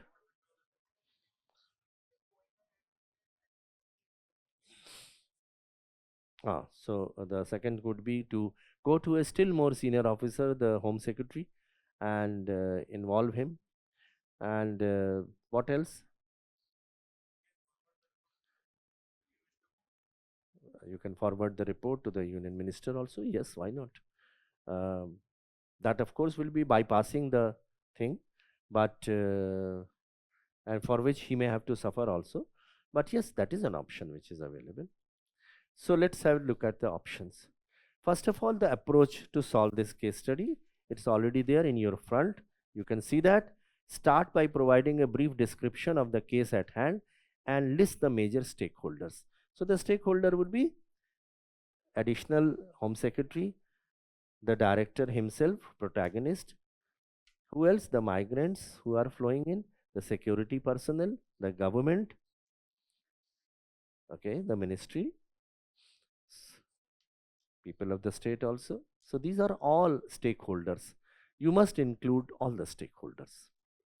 And then list the options available and suggest the course of action to be taken. Critically evaluate each of the options. So actually, this particular thing, evaluation and list of the option, you can take them together. Okay, critically evaluate and options. And then ethical issues. Sometimes we write ethical issues, sometimes we write ethical dilemmas, same thing. Suggest measure to address the problem of illegal migrants. Okay, and lastly, conclusion. So the introduction, the brief summary, it is kind of called as, what is a brief summary of a paragraph which we have been doing in terms of in our school days? What is it called? Précis writing. Okay, so précis writing is how, what was the number of words in a précis generally in relation to the main passage? 1/3, correct. So normally it is 1/3. So at least write 3-4 lines in the introduction, and just to give an idea that you have understood, you have gone through the case study. And then, so this is it. He faces a dilemma after uncovering illegal infiltration facilitated by corrupt official and receiving threat to withdraw his report. And then options for Ramesh are, number 1, withdraw the report, and leak it to the media. So that is also an option, that it is in national interest for everyone to know, because it is ultimately creating a pressure. Not only national security is being threatened, but also it is a drain on our own natural resources, the schemes, the programs. So they are becoming beneficiary of that by fictitious cards. So therefore, it is necessary that it should be done, but it is not something which one would like to recommend here, you see. So, but it is an option. So withdraw the report and leak it to the media. Acquiesce and withdraw the report. Agree, withdraw the report. So everyone is happy. He also is happy because his mother is ailing and medical attention, the children are studying. So the merits are that he remains undisturbed, he gets promotion also in time. And third is, refuse to withdraw the report and inform the Home Secretary about it. Now you can add on to this, supposing the Home Secretary also says that withdraw the report, then you should insist, I have already submitted the report for action as you deem fit. I'm not going to take the report back. So the third option is refuse to withdraw the report and inform the Home Secretary. So he says inform the Home Secretary. Why inform the Home Secretary? Why it is necessary? Because the Home Secretary, whether the additional Home Secretary has actually informed the Home Secretary or not, he might have kept the report with himself. The Home Secretary might not be even knowing that this infiltration is taking place. So it is necessary to inform the Secretary of the department. So therefore, you refuse, but at the same time, you tell him that, look, I had submitted this report, but your additional Chief Home Secretary is asking me to withdraw it. Either he will say, yes, I am aware about it, and he will say, yes, you withdraw. In which case he says, sorry, sir, I will not withdraw. And supposing he said, oh, I am not even aware about it. What is that report? Tell me. Then you can brief him. Because the purpose is that it is a public matter of importance. It is the duty of the civil servant that action must be initiated on that. Okay. So option 1, withdraw and leak. So maintain job and family security. Demerit, at the same time, it makes the issue known to everyone. That is it's a merit. The matter is important. The demerit is violate civil service conduct rules. You cannot leak it to the press. And ethical standards. Number 2 is acquiesce, ensure family welfare and job security. The demerit is dereliction to duty and compromised national security, because you have decided to keep quiet on a matter of national importance, security. Therefore, you should not see. That is a demerit. Number 3 is refuse and inform, upholds integrity, protects national interest, ensures rule of law, action must be taken. Demerit is potential career risk and family disruption. Any other option which is possible? So that can, but the only thing is the transfer, he's already on a very good position. If he himself applies for transfer, he may be posted out and his mother will suffer, his children will suffer. So he should not ask for transfer. It is not in his family's interest also. Resign, my view is that in this case, there is no question of opting to resign. What they can do, you have submitted the report, there is nothing illegal about it, you have submitted a report. It is they who should be on the back foot, you see. So I don't think this option would be necessary in this. Yes. Sir, in this case study, you have chosen option 3 as the preferable option. Sir, but man is influenced by social thing, and one of the greatest thing is family. When family is disrupted, it mental space, mental peace will be disrupted, and leading up to the efficiency and efficacy will be disrupted also. So in an all sphere, if choosing option 3 may be viable for a short term goal, but in a long term space it will be causing a damage also for the nation, because the officer is not well-being at that certain situation, because after that, if it is transferred or posted outside that sphere, officer is not performing at that merit which it was performing at when he was posted there. So why we are choosing option 3? We can obviously option 1 can't be, but in the both sphere it is completing, because in the truthful manner if we perform, our goal is also satisfied and also the work is also being done. So how the goal is satisfied? You withdraw the report. No, sir, option 1, that we will leak the report, because there are various media friends. So the part leaking is actually unethical, against the conduct rule. Supposing they come to know about it, that it was you who had leaked the report, so then they will follow up with a disciplinary action against you, and one may be really in trouble. So therefore, he will be in great trouble if it is conclusively established, and he can be dismissed also. Your point, I understand. What you are trying to say is that the purpose is served if you withdraw and you leak it surreptitiously to the media, so that you are also happy. But when we are talking about ethical side of the civil servants, a civil servant must stick to the principles of the governance. So the proper channel, he has to move in the proper channel. Leaking to press is really not something which anyone appreciates. So it is an option. It's not only misuse, but also it is hitting below the belt. And then you see what will happen is that in fact civil servants should never get close to the media, because media cuts both ways. It is a double-edged weapon, and sooner or later you may ultimately face a problem at the hands of the media. They have to remain very, very aloof from the media, and that is why leaking to the media once, and then what will happen, the media will start expecting more news from you, and it will become I will not name that civil servant, but he was very fond of media.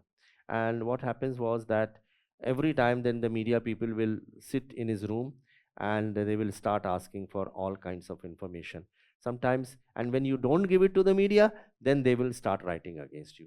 So my view is that sticking to the principles, as people say na कि सत्य परेशान होता है पराजित नहीं होता है, so परेशान definitely हो सकता है, but civil servant is expected to withhold all kinds of pressures. So therefore, even the best thing is he has submitted the report. He should say, well, I have submitted it. It is your decision. You may agree, you may not agree. But asking me, supposing another thing, let me ask you. Your point is, there are two things. One is, supposing someone has made photocopies of that, it has already been submitted, and then he leaks to the media that this officer had submitted and then withdrawn. Your name will be tarnished in the media. And secondly is that the very fact that RTI is now applicable. Someone goes to the RTI and he says that such and such report was submitted, and I would like to have copies of that. Okay. Again, the government will be in great trouble, because anyone can get any copies. If you have submitted, normally the reports are submitted not like that. They are submitted through, a report is submitted through proper procedure. You send the report with a number on that, okay? Such and such number, dated such and such, and you send in a confidential cover to the government, to the next, so that there is a record. Now, if you are asked to take back that report, that means you are destroying that record also. So all these things will lead to a lot of complications. Therefore, one should never, what will happen many times, civil servants are asked to change the notings. Senior अफसर कहेगा यार ये noting तुमने बड़ी गलत डाल दी, ये मत करो, प्रपोजल ऐसे बना के लाओ नीचे से favourable. Never do that, because you don't know who has taken copy of that, and tomorrow it may be in the news or through the RTI. So that is that option. I would not like to recommend that option. I would like to say that you straightforward say, I have submitted, and you go and inform the senior man also. You may suffer for some time, but in long time you will never suffer.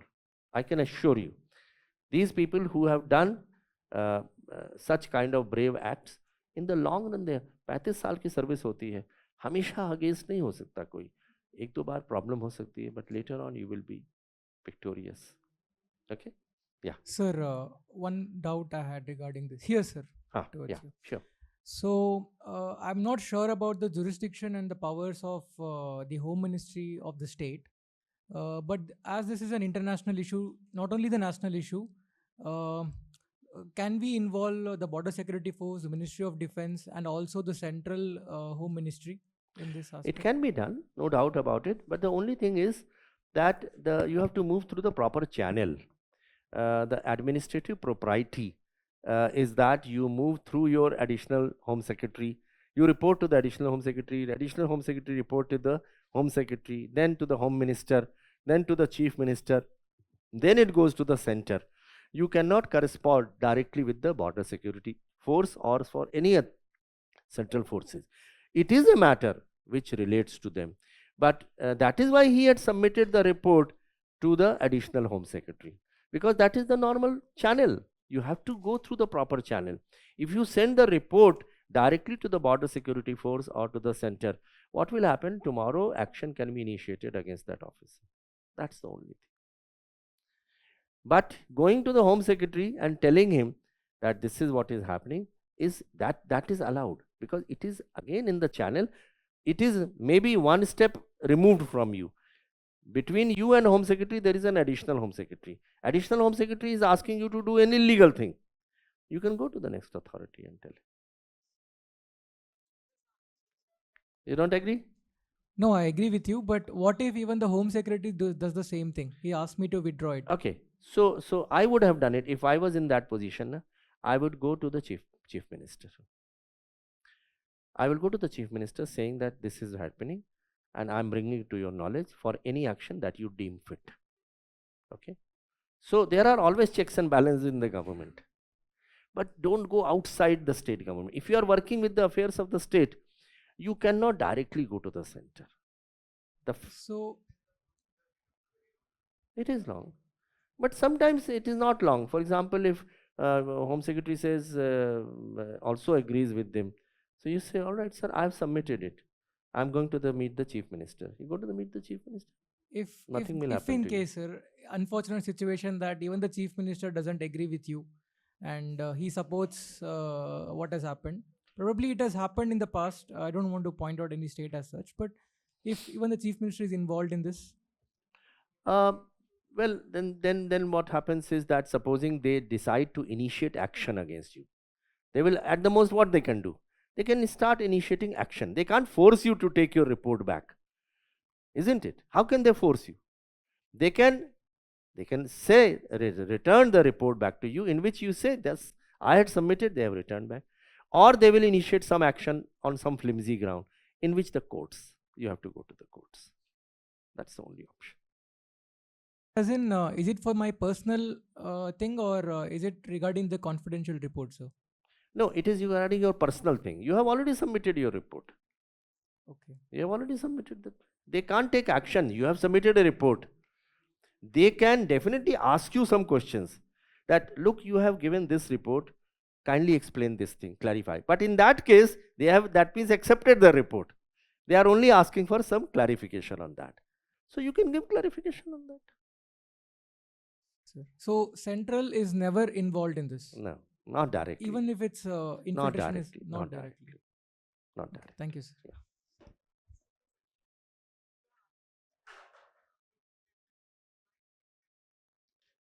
Yeah. Yeah. Yes.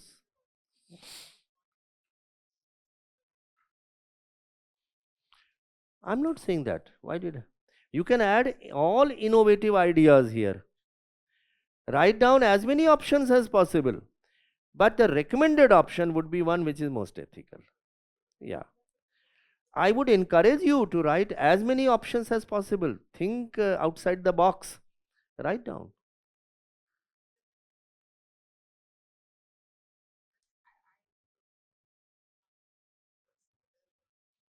No, different people will come out with different options also. Like here itself, you find that many of you are coming out with certain innovative options. So you can write those innovative options. You will be different from others then. Okay. So the answer is ethical dilemma, chain of command versus larger organizational interest. So chain of command is that you go by the chain of command, but there is a larger organizational interest, national interest. So you refuse to withdraw the report and you say that it is in the national interest. So that is the ethical dilemma, whether the larger organizational interest is important or whether it is the chain of command which is important. Family's welfare versus inner conscience. Inner conscience says that you don't withdraw. Family's interest says कि कर लो withdraw, क्या फर्क पड़ता है, mother का treatment हो जाएगा, बच्चों का लुक आफ्टर हो जाएगा. That is a dichotomy. Transparency and accountability versus compliance. Compliance by whom? Compliance of the orders of the superiors. On one hand, transparency and accountability is required for the people of this land. Other hand, it is the compliance of the senior officers. And immediate versus long-term interest. So, immediate versus long-term interest, ये क्या है? What exactly?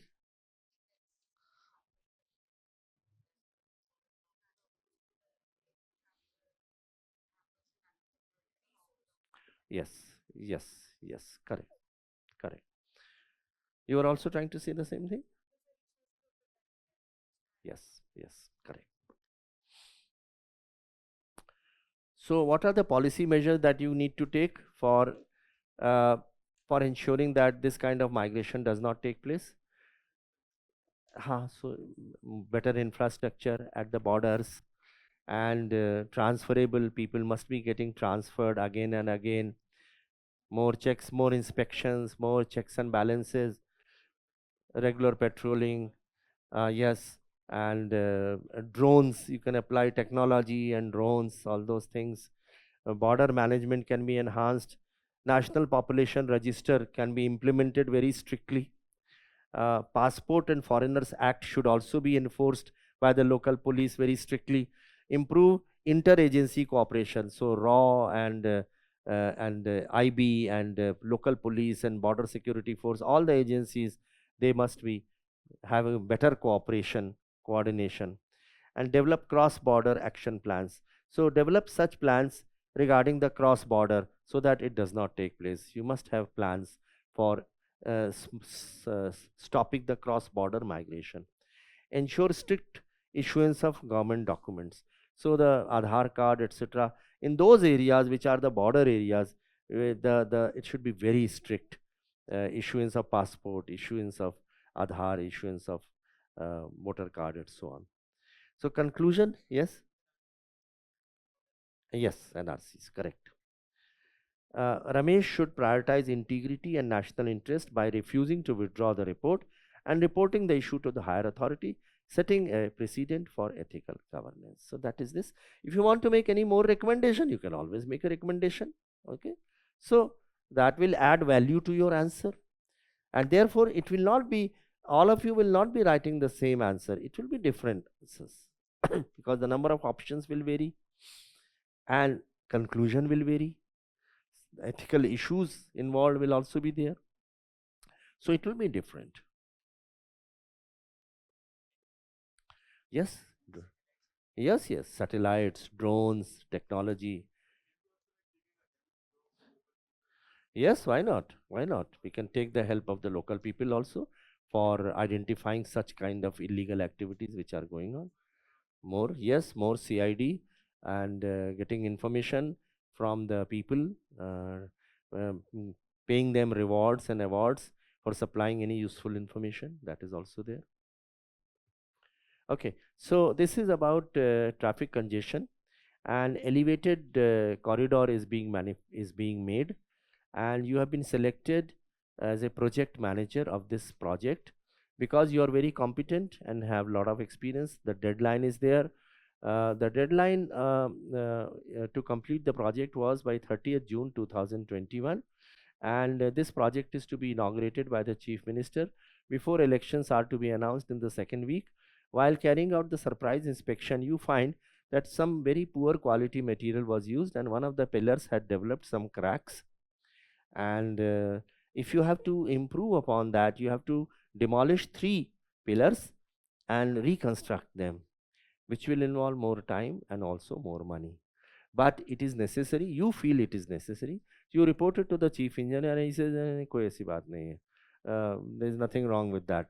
And the chief engineer also tells you that the minister does not want any delay before the inauguration. Elections are there, and that the contractor is a relative of the minister. He wants to finish the project, and he was getting promoted also. This promotion, your promotion is also due. So he says कि अगर आप ये 3-5 करोगे ज़्यादा ना तो तुम्हारा promotion वगैरह जो है it will be in jeopardy.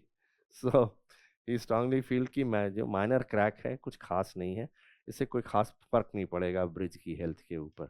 So the issues are, under the given condition, what are the options available, what are the ethical dilemmas, ethical issues, and what are the professional challenges likely to be faced by the project manager and his response to overcome such challenges, and what can be the consequence of not following the observations made by you, overlooking.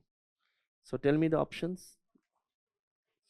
Overlooking the objection, yeah, overlooking the minor crack.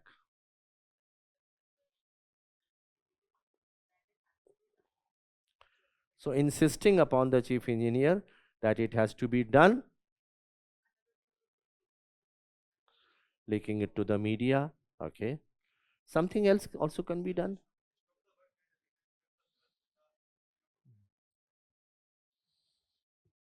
Okay, so that the chief engineer will, that you convince the chief engineer that I will not allow this thing to happen as such, and you convince him, and then you construct it.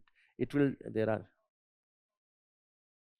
or you go and talk to the chief minister, that it may in the long run, it may not, it may lead to some very very great catastrophe if the elevated highway falls and killing many people. The political advantage that you are likely to get from this is going to be converted into a harakiri. You will lose the entire thing, and it will bring a lot of defame to the government, because lot many people will be killed.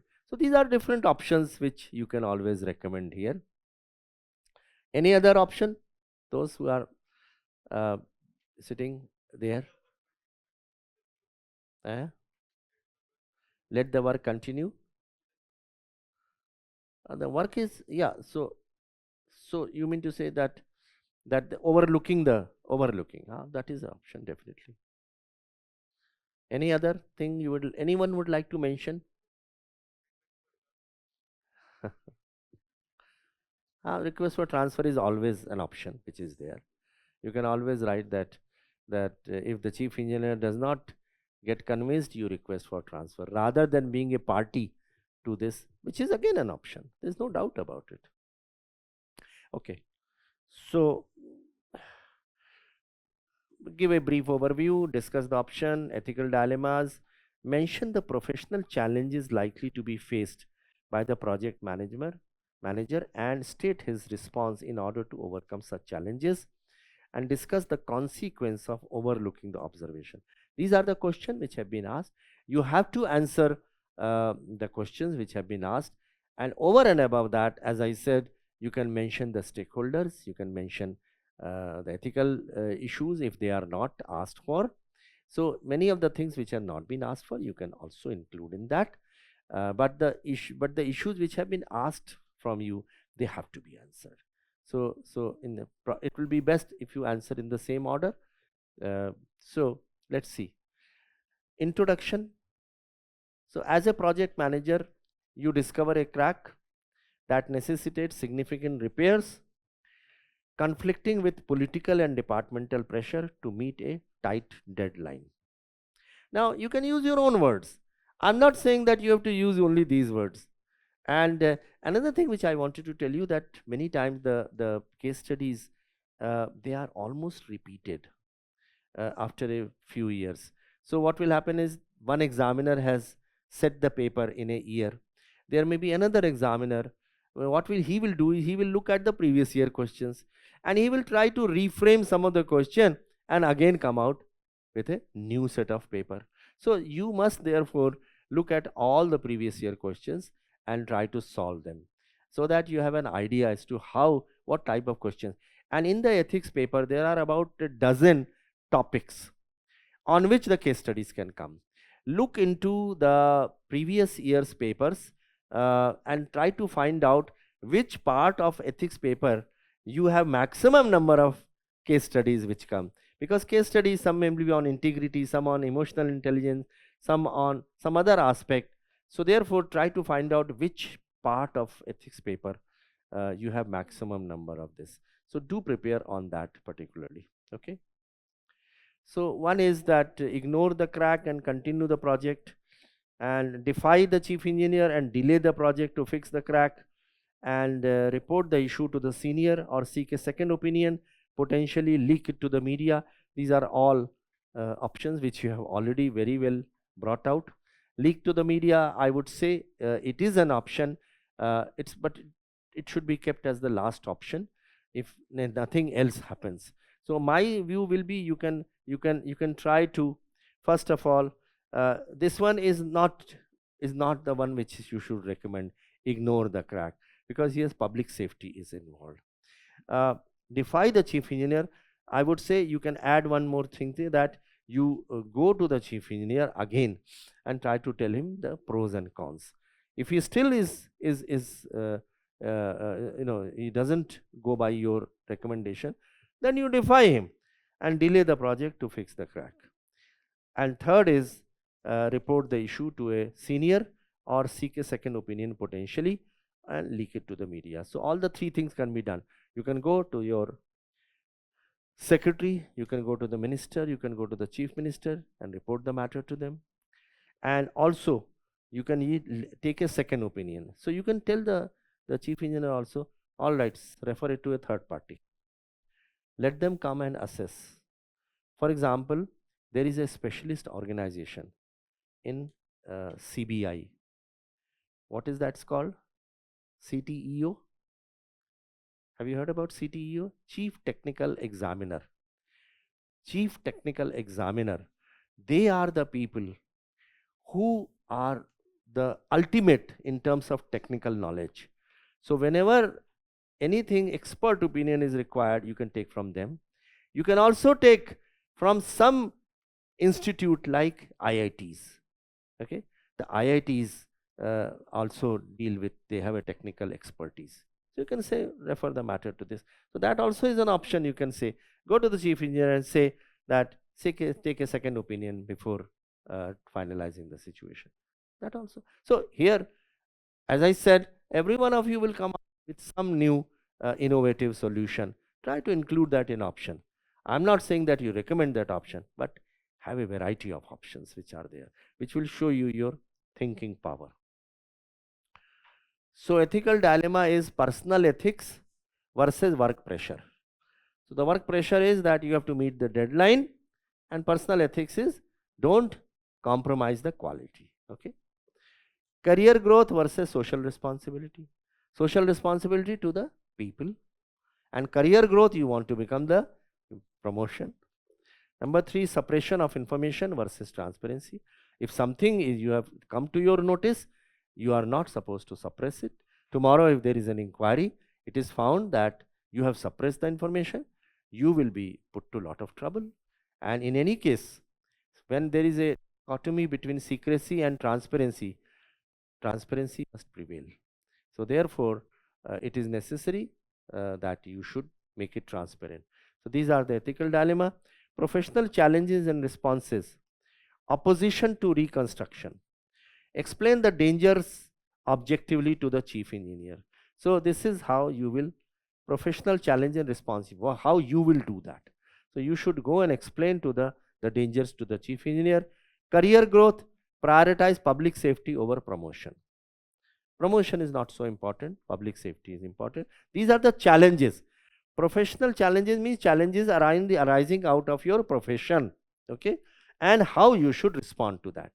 So the challenge is, there is an opposition to reconstruction, the chief engineer does not want it, so go and explain to him that these are the dangers. Similarly, career growth is something which is everyone wants, but prioritize public safety over promotion. Number 3 is political pressure. Highlight potential political fallout if the structure fails. How will you do that? Discussion with the chief minister and say that you are inaugurating it, so everyone will blame you. Rather than having any political advantage out of it, you will ultimately, people will start blaming you for this thing. And lack of concrete evidence. Use professional competence to argue for caution. Seek a second opinion. So here, if lack of concrete evidence, the chief engineer may say there is not sufficient evidence. So you say, all right, seek a second opinion. Go to CTEU, go to IIM or IITs or any National Highway Authority, any of those experts, you can refer it to them. Consequences of overlooking. If you overlook that is also a question. तो सबसे पहले क्या affect होगा? Health and safety of the people. So potential collapse of the over bridge and danger to public. We already have witnessed one in Bihar, one in Gujarat, one in West Bengal, and many other places where structures have fallen. Okay, 5 in the last 10 days, 8 days. Today, airport also T1, correct. Increased costs, future reconstruction costs could skyrocket, because supposing you overlook it, right now the expenditure may not be much, but supposing you overlook it and the entire structure falls, then you will have to reconstruct the entire thing. So the consequences of overlooking will be increased costs. Accountability, future blame for accidents due to negligence. So accountability issues will definitely be there. So conclusion is, project manager must prioritize public safety and transparency, advocating for necessary repairs despite political and career pressures to ensure long-term structural integrity and trust in public infrastructure. Do you agree with this analysis, or would you like to have anything add to that? This is how. Yeah, that is also at stake, definitely. Why not? People will start citing it, that look, this chief minister and this minister and this state, they are not concerned with about the public safety. So the public faith and trust, it will go down.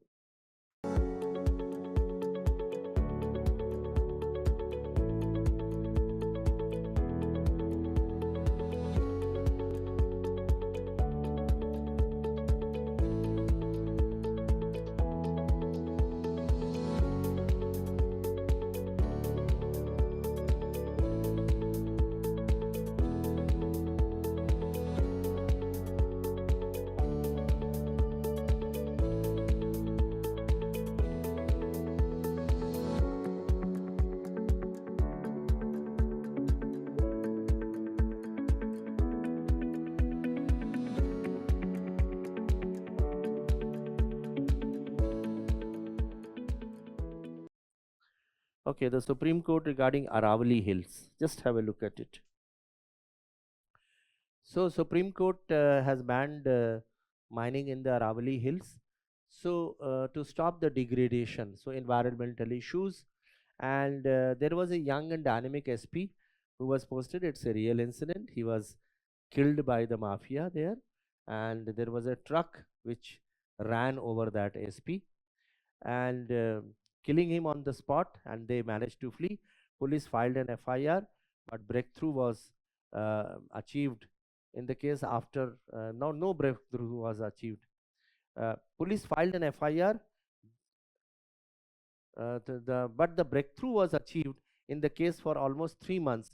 Ashok, who was the investigative journalist working on with a TV channel, so he submitted a report after inquiring from the local villagers, from the police, from different NGOs, and he submitted a report, a story to his CMD, and CMD said, "Don't do it." Okay, so CMD said that there is a the report which contained complete nexus of stone mafia working with the blessing of corrupt police officers and civilian officers and politicians. So the local MLA was also part of the mafia, and who was in cahoots, and he was close to the chief minister. So after going through the report, the CMD said drop it, and he informed that the local MLA was not only relative of the owner of the TV channel, but also had 20% share in the channel. So the CMD further informed that his further promotion will also be in jeopardy if he persisted with the report. So he said, drop it. And he also said that 10 lakh loan which you have taken will be adjusted and so on. So now the question is, what are the options? Critically examine what are the ethical dilemmas. Questions will remain the same. Stakeholder options, critically examine the options, which option you will recommend. But sometime another question is asked, how will you tackle this situation? So that is what type of training would you suggest for the police officers? Okay, so now tell me, what are the options available with Ashok, who has submitted that report? He went with the report to the channel CMD, who advised that he should suppress it. He should not. So one is so one is no. So okay. So one is that he insists that it should be telecast, and if the MD does not agree, then what she should do? Some other channel, and so that the other channel runs it. Okay. And or it can be through the social media also. So that is one. The second is, of course, agree to the CMD's pressure and live peacefully with money also and promotion also.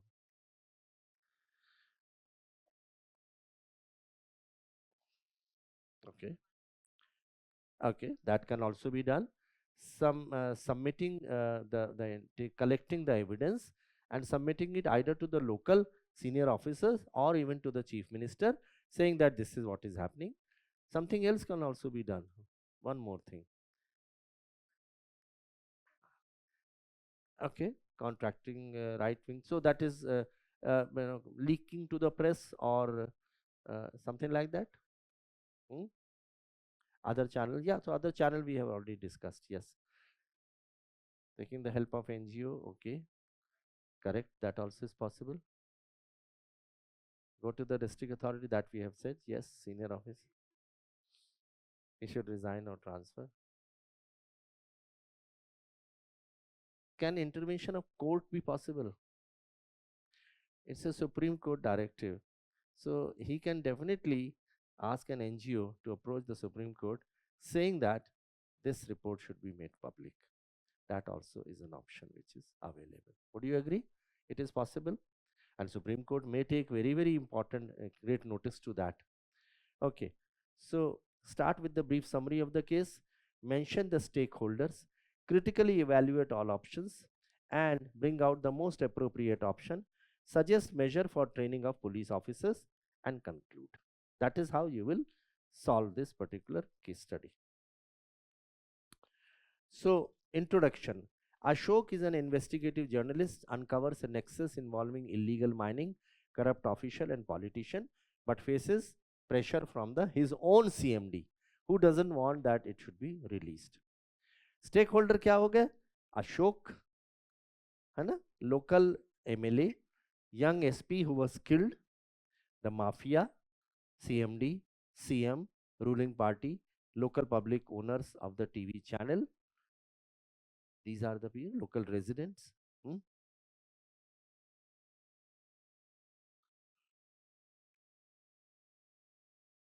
Yes, yes. Yeah, that also you can do. You can also say direct stakeholder and indirect stakeholder. If you want to categorize in two portions, you can do that. Why not? So Supreme Court as a stakeholder.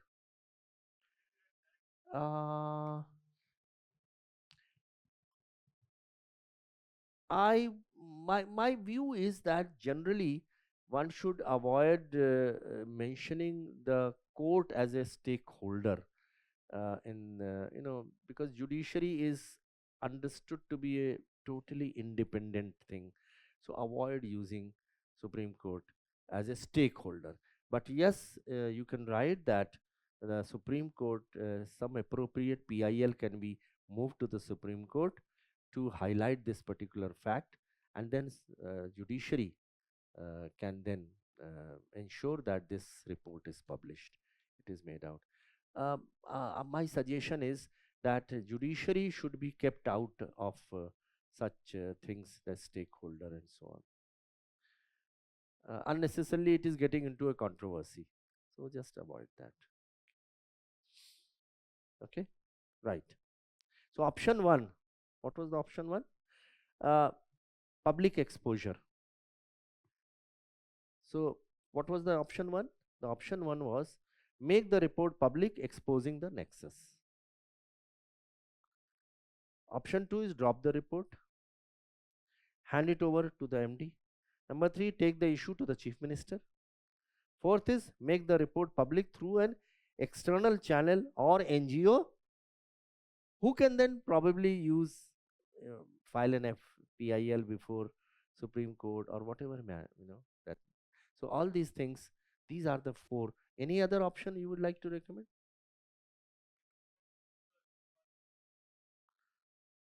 Okay, that also is possible. That also is possible. If it is a state matter, then it is Lokayukt. Center, it is Lokpal. That also can be done. Why not? So these are the options. Now the pros and cons. So public exposure, merit is uphold public interest and justice. The demerit is risk of job loss, backlash and personal danger.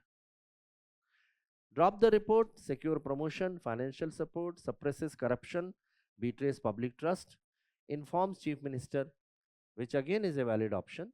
So follow hierarchy and potential for political action.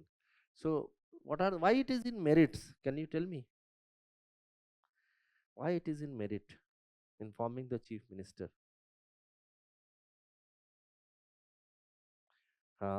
Correct. Yeah. How?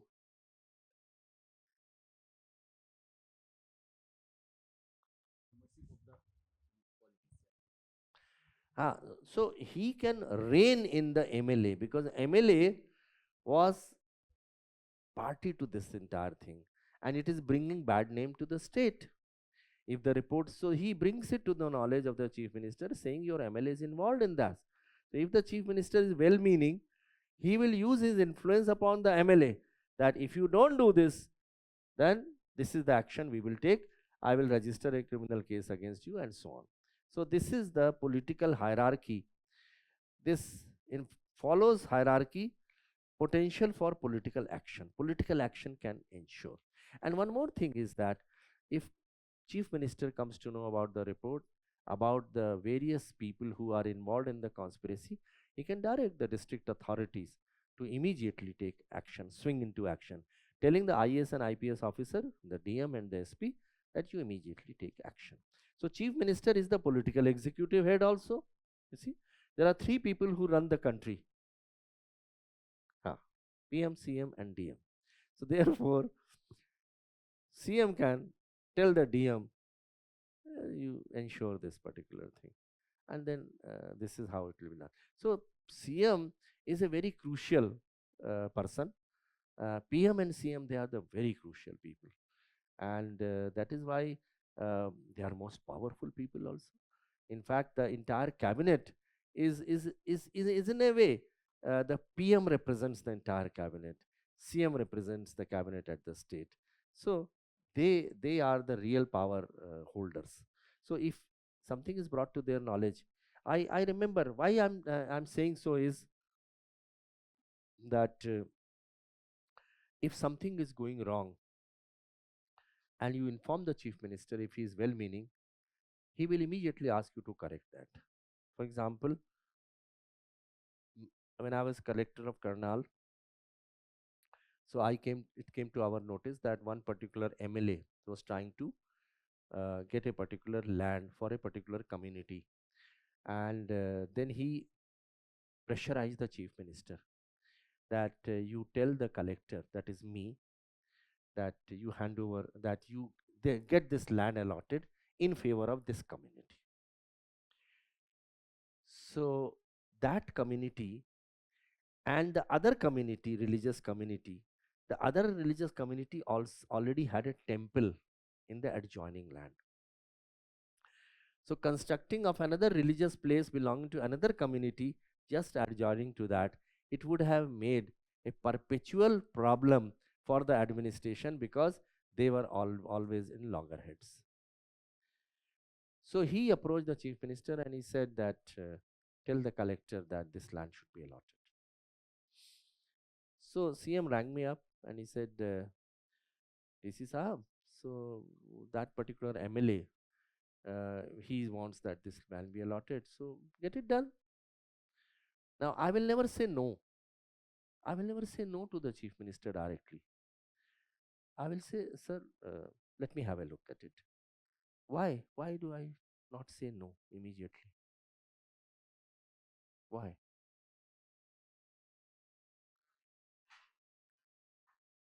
Hmm?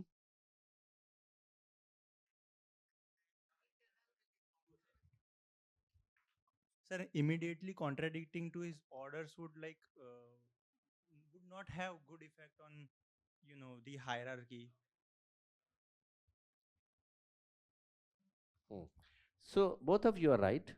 One is that I would not like to say anything unless I carry out an investigation. And second is, it is going to annoy him. And who knows, the other person, the MLA, may be sitting beside him. And he might have put the mobile phone on a loudspeaker.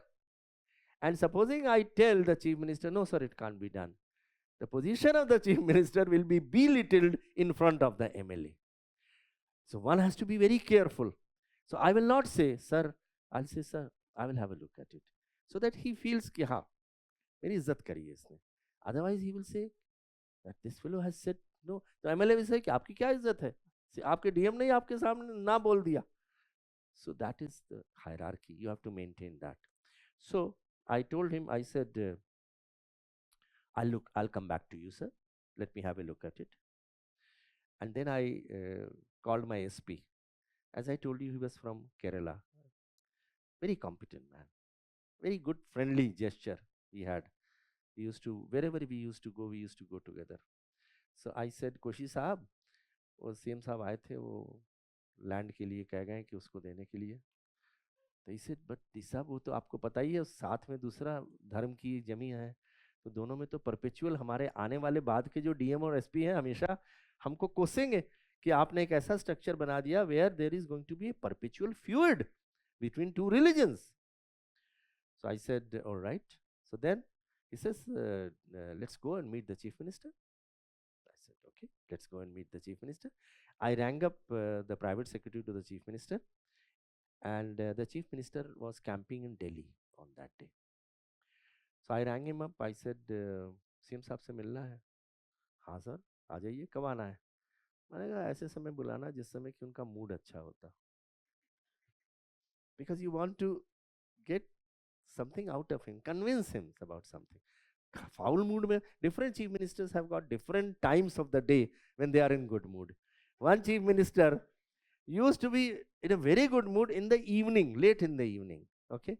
Another chief minister would be very happy after taking his lunch, nap, etc. Some people will be very happy in good mood in the mornings. So here was a chief minister who would get up at 5 o'clock early in the morning और चुन्नट की धोती कुर्ता आराम बढ़िया सा नहा धो के पहनते थे और उसके बाद नाश्ते पर बैठते थे. And he was an excellent mood at that time. So I said सुबह का टाइम दे दो जिस समय मूड अच्छा होगा. कहते हैं आ जाइए 6 बजे सुबह. ठीक है.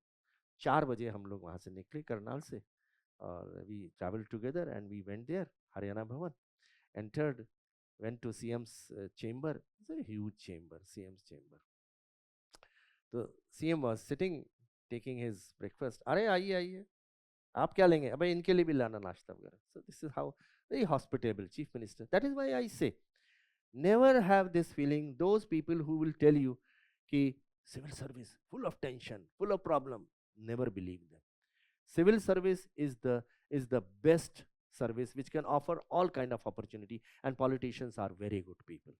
So what happened that he said कैसे आना हुआ?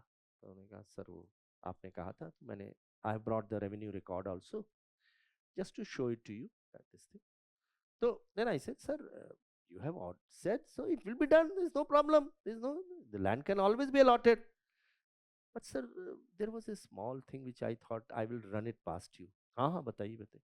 Yes sir, see this. This is the site where you want the land to be allotted. This site belongs to the other community, and there is going to be always permanent tiff quarrel between the two. And sir, there's another land about half a kilometer from here which belongs to panchayat, and they are willing to give the land if you paid compensation to them.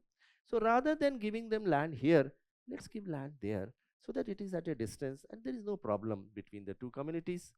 That will solve their problem also. So he said, look at that. He said, MLA कह रहा है कि ये वाली land देने को. कोई बात नहीं, कोई बात, मैं समझा दूंगा उसको. आप जाइए, दूसरी वाली लैंड की तैयारी कीजिए, भूल जाइए इसके लैंड के बारे में. The problem was solved. I never had any problem. Whenever you wanted to convince the political executive, they are very amenable to reasons. And therefore, I say, as a civil servant, you should have the knack of getting things done from the politician. And they are ready to oblige. Because they also know they have come here for 5 years and they will go away. So they want to remain in the good books of even the permanent executive for all time. When tomorrow they may be in opposition. And they are never vindictive people. They are very helpful people. They will never keep anything inside their heart.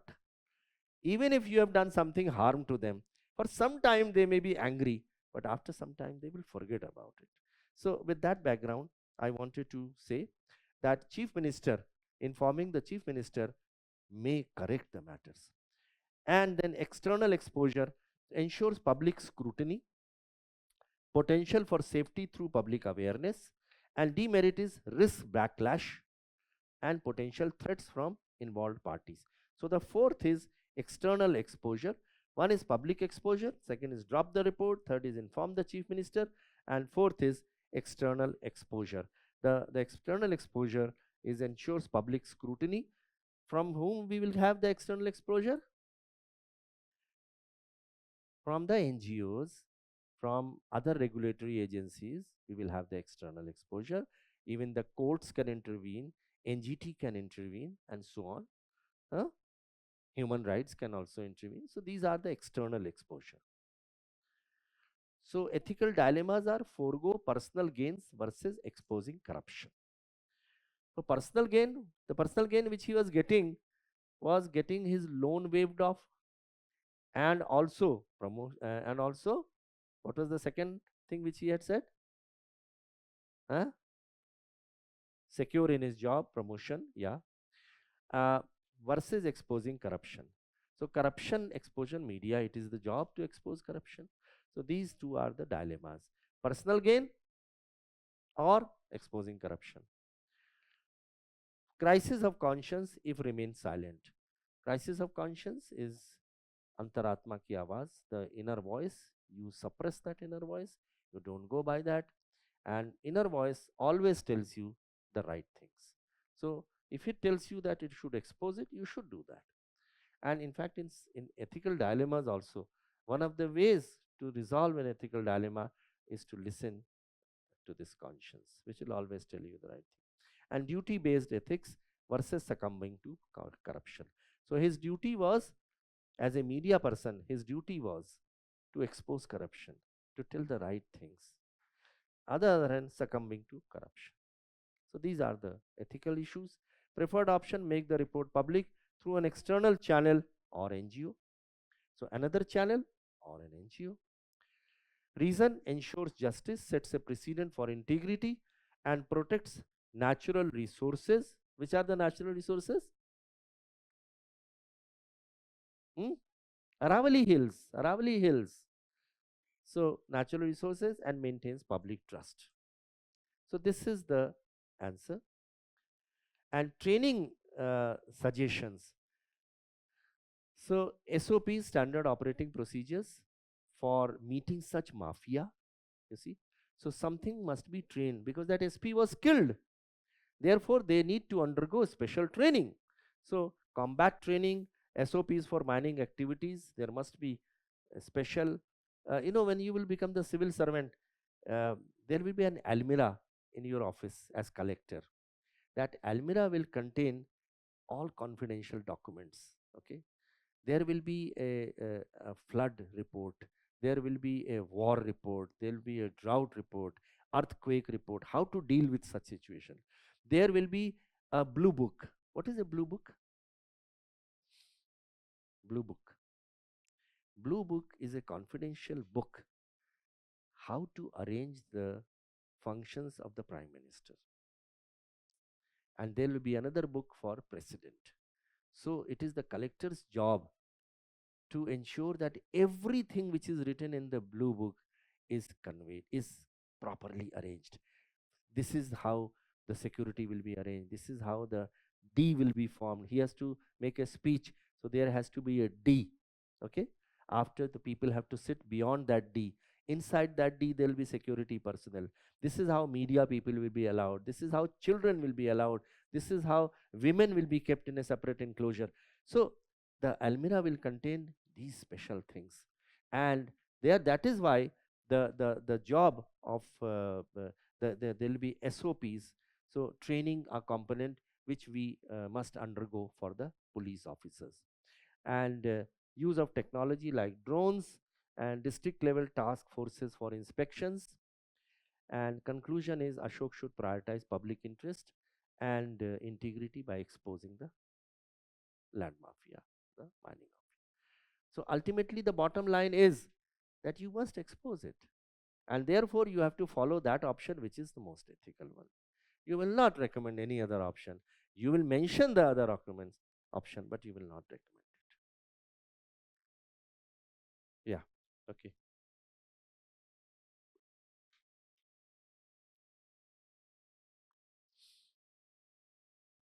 With the case study I'm reading, so in the intro, can I write that this story resembles this one? Yeah, you can write it. If there is a similar story which has happened, you can write it in the introduction that this case study deals with a situation which is similar to another situation which has happened in the case of such and such officer. Why not? Why not? That's a fact. It is in public domain.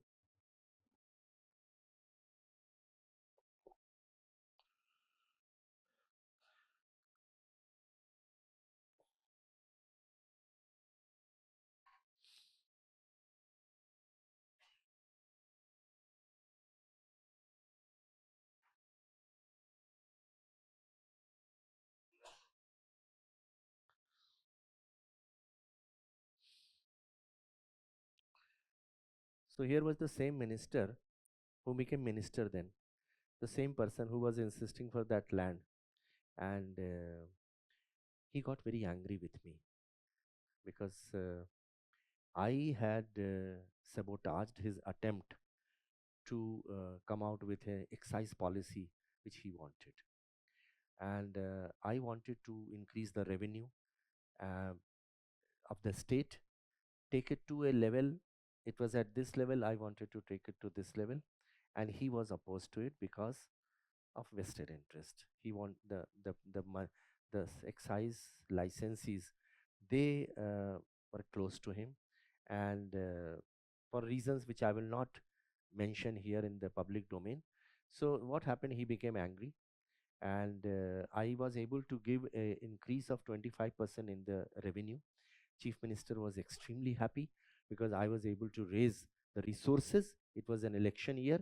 He wanted to spend around grants, development plans, new schemes, new programs. He was extremely happy. But that's a separate story. How I did that, I will not mention it. But quickly, I would like to mention. So then what happened? He became so angry that he started complaining against me to the Chief Minister. So many of his cronies were in my department. Excise and taxation was the most important department. It has a revenue of about 5,000 crores. So many of his cronies, they were not doing anything. They were simply, taking a good, advantage of their job. They were not meeting the targets. They were not meeting their objectives, and others were doing very well. So what I did, I transferred them. I transferred them from their locations to another location. And this set off great anger in the minds of the minister. And the minister said, how can you transfer my people? First of all, you don't have power. So I was the head of the department, and he said the head of the department has no power, which was correct. Head of the department don't have power. It is only the minister which can transfer officer, but head of the department has one small power. He can shift the headquarter of a person for 4 months. So for 4 months, I could transfer a person, not permanently. So I had taken precaution that I would use that particular rule to transfer these people for 4 months. 4 months itself was too great because they were enjoying in those areas, so they had to be they were transferred for 4 months. The minister became extremely angry. He asked for my written explanation on the file. And he said, how have you transferred these people without my permission? You have no powers. So I immediately wrote back on the file that I have got powers under such and such rule, in which I have used that power, and it has been used in my past also by my predecessors also, and it has been used by all head of the department. They are general powers. Anyone head of the department can transfer for 4 months. The minister became even more angry, and then he asked my secretary, the person to whom I was reporting. I was the head of the department. I was excise taxation commissioner. My secretary, excise taxation. So he said that your head of the department has transferred these people, ask for his explanation, and send it to me with your views about it. So I went to my secretary and I said, sir, I have used these powers. All HODs have used this power. I have no interest. These people were not performing. I have transferred them. So the secretary said, the minister is very angry. I said, sir, by the way, about 10 years back, you were also occupying this same position which I am occupying now. He was very senior. So I said, when you were there, you also have transferred many people. कहने लगे अच्छा. मैंने कहा, sir, I have brought those copies of the orders which you had transferred some people while you were sitting on the same seat on which I am sitting. So sir, देख लीजिए आप. तो अच्छा यार, मैंने भी किए हुए हैं. अच्छा. Then he said, all right, don't worry, then I will support your case. I said, sir, support कीजिए file के ऊपर. So he wrote in my favor, and now the minister became even more angry. He said, you are also mixed with that HOD department. You are also supporting him. He has done a wrong thing and you are supporting him. He said, sir, these are powers which are 4 months only, temporary powers. It's not permanent. So he said, no, he can't do that. And then he asked for explanation of my secretary. He said कि वो तो mix up है ये, तुमने मेरी की हिम्मत कैसे हुई कि you also supported him. He asked for his explanation. So my name is Krishna Mohan. My secretary's name was Vishnu Bhagwan. So मैंने कहा सर आप तो विष्णु भगवान है, आपका काम है कृष्ण को सपोर्ट करना, आपका विष्णु तो सपोर्ट नहीं करेंगे तो कौन करेगा. He says, ठीक है यार, कोई बात नहीं, I will write on the file. He has asked for my explanation ना, कोई बात नहीं, I will write on the file and I will keep that file with me. I will not submit the file to him. Let him do whatever he wants. Minister became even more angry कि उसने विष्णु भगवान जी ने file भी नहीं submit करी. So the minister, in his anger, he started a new file and he submitted to the chief minister, saying that these two officers have violated government instruction. They have the HOD has transferred and he is supporting the HOD. So they should be taken to task. So the Vishnu Bhagwan and I, so we were discussing, so suddenly we got a call from the chief minister's office. So the chief minister's secretary, he was still senior man. His name was L.M. Mehta. So he said कि अरे कृष्णमोहन, वो minister has written against you and Vishnu Bhagwan to the chief minister. So come over, we will discuss that. Now this officer who was in CM secretariat, secretary, he had also remained on the same seat which I had sorted some long time back, because that was a very powerful post. And all the senior good officers, they were all posted. So he had also served on that. So I said, my office, I said, इनकी भी order निकाल लेना जरा. And there were many orders which he had also done, headquarter shifting. So I took those orders and I said, sir, क्या हो गया? अरे वो मिनिस्टर तुम्हारे दोनों से नाराज है, तो तुमने क्या कर दिया, तुमने उसके ट्रांसफर कर दिया आदमी. मैंने कहा sir, I have transferred under my powers 4 months transfer and sir by the way आप भी तो ETC रह चुके हैं, तो सर वो आपने भी किए थे, सो मैं आपके ऑर्डर्स की कॉपी भी लाया हूँ. कहने दिखाना. अच्छा यार, मैंने भी किए थे. तो मैंने कहा सर अब आप हम दोनों को सपोर्ट कीजिए, आपने भी तो किए हुए ऑर्डर्स, तो डिस्क्रिमिनेशन तो नहीं ना होना चाहिए. तो ही सेड ठीक है. तो मैंने कहा सब फाइल पर लिख के भेजिए मिनिस्टर को कि they have been done rightly. He said, Krishna Mohan, it can't be done that way. It's not that easy. I said, why? He said, the minister is a very, very important minister. He has remained MLA for 5 terms, 25 years. The chief minister will not write something on the file against that minister. He will deal it politically.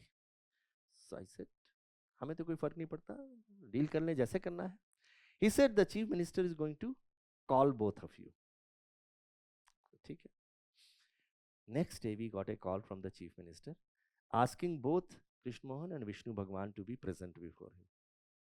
We both went there and then he says, क्या हो गया, तेरे से बड़ा नाराज है minister. मैंने कहा सर रेवेन्यू का मामला है, आप भी समझते हैं सारी बात. मैंने 25% रेवेन्यू इंक्रीज करके दी, उसके बाद मैंने जिन्होंने who did not perform, I transferred them out. It was all in the interest of revenue. I don't even know those ABCD people. It was purely on the basis of facts and figure and evidence. He said, हाँ, I understand. But the minister is a very cantankerous minister, difficult minister. Okay, तो सुनो. Now, listen to what he said. He said, सुनो, ऐसा है, कल मैं उस minister को बुलाऊंगा और जब वो मेरे पास आ जाएगा तो मैं तुम दोनों को भी बुलाऊंगा और उसके सामने तुम दोनों को झूठ मूठ कर डांटूंगा. तुम लोग बुरा मत मानना. करना वही जो तुम्हारी मर्जी हो, लेकिन उनके सामने मुझको तुम्हारे को झूठ मूठ के डांटना पड़ेगा. So don't take it to heart. Do whatever. I know you, both of you are performing extremely well, but my political compulsions are that in his front, I have to make up appearance in such a way that I am reprimanding you. Sir कोई दिक्कत नहीं है, you are the CEO of my state, you can say anything to us, क्या फर्क पड़ता है, आप डांट दीजिए, कुछ भी कर लीजिए. इसे ठीक. अगले दिन जो था मैसेज आया कि मंत्री महोदय बैठे हैं और CM साहब आपको याद कर रहे हैं. तो हम दोनों वहाँ पहुँचे तो चीफ मिनिस्टर ने कहा, हाँ अरोड़ा साहब बताइए क्या हो गया, बताइए क्या दिक्कत है. अरे सर ये इन्होंने ट्रांसफर कर दिया. अब मैंने इनको जब फ़ोन किया तो इन्होंने फ़ोन पूरी बात मेरी सुनी नहीं, फ़ोन पटक दिया. This is what he said. तो मैंने कहा सर फ़ोन पटका, कौन पटक सकता है मंत्री के मुंह पर, कौन फ़ोन पटकेगा. ये हो सकता है कि मुझे लगा हो कि इनकी बात समाप्त हो गई है तो मैंने फ़ोन रख दिया, इनकी बात नहीं समाप्त हुई होगी. तो मेरा कोई उसमें वो इंटेंशन थोड़ी ना था करने का. और सुनिए इन्होंने ट्रांसफ़र कर दिया हमारे कई लोगों को, इनकी पावर ही नहीं है. मैंने कहा सर रेवेन्यू लॉ के पे ट्रांसफ़र किया है, मेरिट पर किया है, पावर मेरे पास थी, सभी लोग करते रहे हैं और इसलिए इसमें ऐसी कोई बात नहीं थी. अब listen to the chief minister. Krishna Mohan ji देखिए ऐसा है, ये हमारे बहुत वरिष्ठ मंत्री हैं, बहुत सीनियर मंत्री हैं, इनकी बात को आपको अवहेलना नहीं करनी चाहिए, बात को सुनना चाहिए था. जो ये कह रहे हैं बहुत बुद्धिमान है, इतना एक्सपीरियंस है. You should abide by what he says, you should not say no, comply with his orders. On then he says, Vishnu Bhagwan ji आप तो और बहुत सीनियर है, आपको तो और ज्यादा अनुभव है, जब मंत्री महोदय ने आपसे कहा तो आपको भी इंश्योर करना चाहिए था. तो भाई आप दोनों सुन लो, आप दोनों आगे से मुझे मंत्री महोदय की तरफ से आपके खिलाफ कंप्लेंट नहीं आनी चाहिए. उनकी बातों को आपने पुरजो तवज्जो देनी है, इंपॉर्टेंस देनी है, मुझे दोबारा ना सुननी पड़े. तो मंत्री वॉज इलेटेड, वेरी हैप्पी कि देखो उनके सामने जो है दोनों को डांट दिया गया CM से. सो ही है actual. Then he started getting up, happy, elated. And the CM had the last word. He said, अच्छा by the way अरोड़ा साहब, बैठिए. आप क्या छोटे छोटे कामों में लगे रहते हैं, क्या ट्रांसफर पोस्टिंग, अरे आप you are made for bigger things. आप फॉरेन कंट्री जाइए, हमारे डेलीगेशन लेकर मीटिंग्स करिए, पॉलिसी बनाइए, दिल्ली में जाइए वहां पर मीटिंग करिए. आप बताइए कौन से देश में जाना चाहते हैं, मैं आपका भी टूर प्रोग्राम बनाता हूँ. क्या ये छोटे छोटे ट्रांसफर पोस्टिंग ETOs का आप करते हैं, ये काम इन लोग के ऊपर छोड़ दीजिए, इनके टारगेट्स होते हैं, जवाबदेही इनकी होती है. सो आप इस सब चीज़ों में you are much senior, you should rise above these small things. उन्होंने सुना और अपना मुंह लेकर वापस चले गए. उसके बाद मुझे कभी किसी तरह से उनका फ़ोन नहीं आया. Look at this fellow, what I'm trying to say is here was a chief minister who was really interested in getting correct things done, interested in the revenue, supportive to the hinge. He supported us against a minister. So So therefore, those people who tell you this civil service जो है is fraught with lot of problems, lot of political pressures, lot of tensions, ऐसा कुछ नहीं. हाँ, अगर if once someone becomes totally bona fide in action, then you will have trouble. But if you are bona fide, doing the correct thing, nobody will harm you. Okay? So let's read that. Vinod.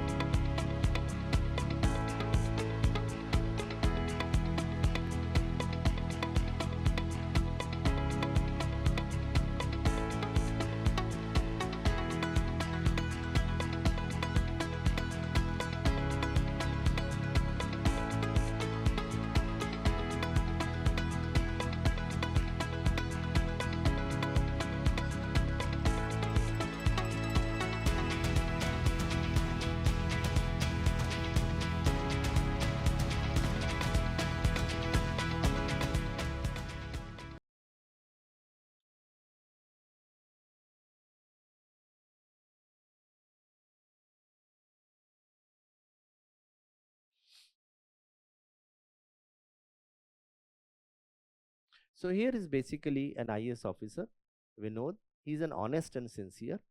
He has taken over as managing director of the State Road Transport Corporation. It is his sixth transfer in past 3 years. And his peers acknowledge his vast knowledge, affability and uprightness. And the chairman of the state corporation is a politician and is very close to the chief minister.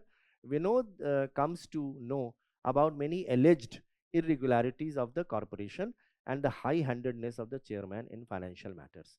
A board member of the corporation belongs to the opposition party. He meets Vinod and he hands over a few documents and a video recording in which the chairman is asking for money. And he recollected that chairman was expediting the clearance of the many bills relating to the contractor, the vendor with whom the supply order was made for the tires. So Vinod confronts the board member why he is shying away from exposing the chairman with the so-called solid proof if he is having. Member says the chairman refuses to yield to his threats, and he adds that Vinod may earn recognition and public support if he himself exposes the chairman. So he actually has a political agenda because he is in the opposition, but he is trying to provoke Vinod to expose the chairman. And he tells Vinod that once his party comes to power, and there were chances that the opposition party will come into power, they said you will have a very fine posting, etc. So Vinod is aware that he may be penalized if he exposes the chairman, because right now chairman is very close to the chief minister. If he exposes it, he will be penalized and he may be transferred to a distant place. And the opposition may come, but after some time. Now, as a conscientious civil servant, evaluate the options available to Vinod. In the light of the above, comment upon the ethical issue that may arise because of politicization of bureaucracy. So what would you like to say? A and B. Publicly expose the chairman. Okay, that is one option, right?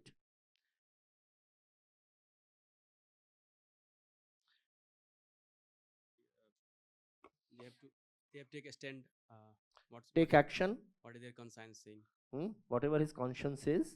Conscience, inner conscience saying that. Follow the conscience. So what action should he should take? What action? He should take expose the chairman. Okay. The chairman gave a chance to the chairman to correct his wrongdoings. Okay. But wrongdoings, but he has been seen to be asking for bribe, and so that is something which has already happened. So now it is exposing that deed which he had done. Remain silent is of course always an option, yes. Yeah, that also is possible. Seek guidance from higher authorities, referring the matter to the chief secretary and seek guidance. Media, leaking to the media, that also is always an option. Second opinion, okay, right. So therefore, the introduction part, setting the context, write the option, comment upon the ethical issues and conclude. This is this. So first option is expose corruption through official channels. So official channels means you expose it through official channels. How will you do that? Well, there are methods. You write it to the chief secretary and say that this chairman has done that, and therefore action should be initiated. That is an official channel. Okay, the chief secretary will put it up to the chief minister. If necessary, a vigilance inquiry will be carried out, and so on. So that is official channels. It promotes transparency and accountability, could enhance Vinod's reputation for integrity, aligns with official protocols for combating corruption. Okay, so many officers do that, and through officially. For example, some officers, without naming them, they have exposed corruption through official channels by moving the file to the chief minister, or to the prime minister, as the case may be, and exposing it. But that is officially, not leaking to the press. It is official channel. That is the correct way of exposing corruption. The risk is risk of being seen as politically motivated and potential, because someone will say that he has been motivated by the opposition member, because the chairman will say that. That is a demerit. Definitely he will be seen as being hand in glove with the opposition person, and potential retaliation jeopardizing safety and career. So there can be retaliation, that is transfer, some action, some risk to his life and other things. All these things can happen. Second is report corruption via media. So fulfills ethical duty to integrity, transparency, raises public awareness, but risk of politicizing and career risk also is there, because if they prove that it is he who has leaked the information to the media, some action may be taken against him. So he has a risk of being career. There can be punitive transfer also. So officially, if he goes to the media, it will be again against the protocol. He cannot go to the media against the chairman of his, unless and until he has to go through the proper channel. He has to seek approval from the chief minister. But if he leaks to the media, even then it can be proved, and then he can be proceeded against. Isn't it? Right. Maintain political neutrality by inaction. Kuch na kare, chupchap baithe rahe. That is always an option. So avoid political entanglement. Demerit is ethical conflict from inaction. Antaratma kahegi, it has come to your notice. Potentially allows corruption to flourish. Okay, so the corruption will flourish. Recommended course of action: ensure proofs authenticity. पहले तो जो उसने proof दिया है उसकी authenticity तो prove होनी जरूरी है ना, and for that he can take the help of CAG. So Comptroller and Auditor General of India, they can be requested that they may go through this particular thing if there is an irregularity in giving the tender to the person. So that can be looked into by the CAG. As far as corruption is concerned, that can be looked into by the Vigilance Department. So that is the best thing. First of all, you have to ensure the proof authenticity of the proofs which have been submitted. That will be done by the CAG, and as far as money is concerned, that can be done through the vigilance. So it avoid being politically motivated, exploited, prioritize ethical and legal standards. So one should never fall prey to the utterings of the opposition leader, because they will unnecessarily entangle you at a later date. So therefore, one should remain straight in such cases. So recommended course of action is that don't sit quietly. You see, as I said, which one is this will fall into the expose corruption through official channels. So you have to expose corruption, but you have to first of all ensure that the proofs which have been submitted, they are valid or not, they are correct or not. So third party, CAG and others, they can look into that. Okay. So ethical issues from bureaucracy, politicization. So what are the problems of politicization of the bureaucracy? Corruption. So politicized appointments can lead to self-enrichment and cronyism. So politicized appointments, what are they? Recommendations by the politicians. So that they can lead to self-enrichment. What is self-enrichment?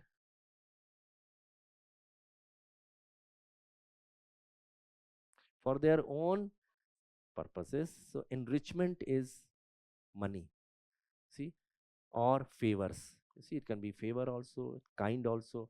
Say for example, you appoint someone who's close to you, political appointment, and you say that all the tenders may be given to me. That is against enrichment.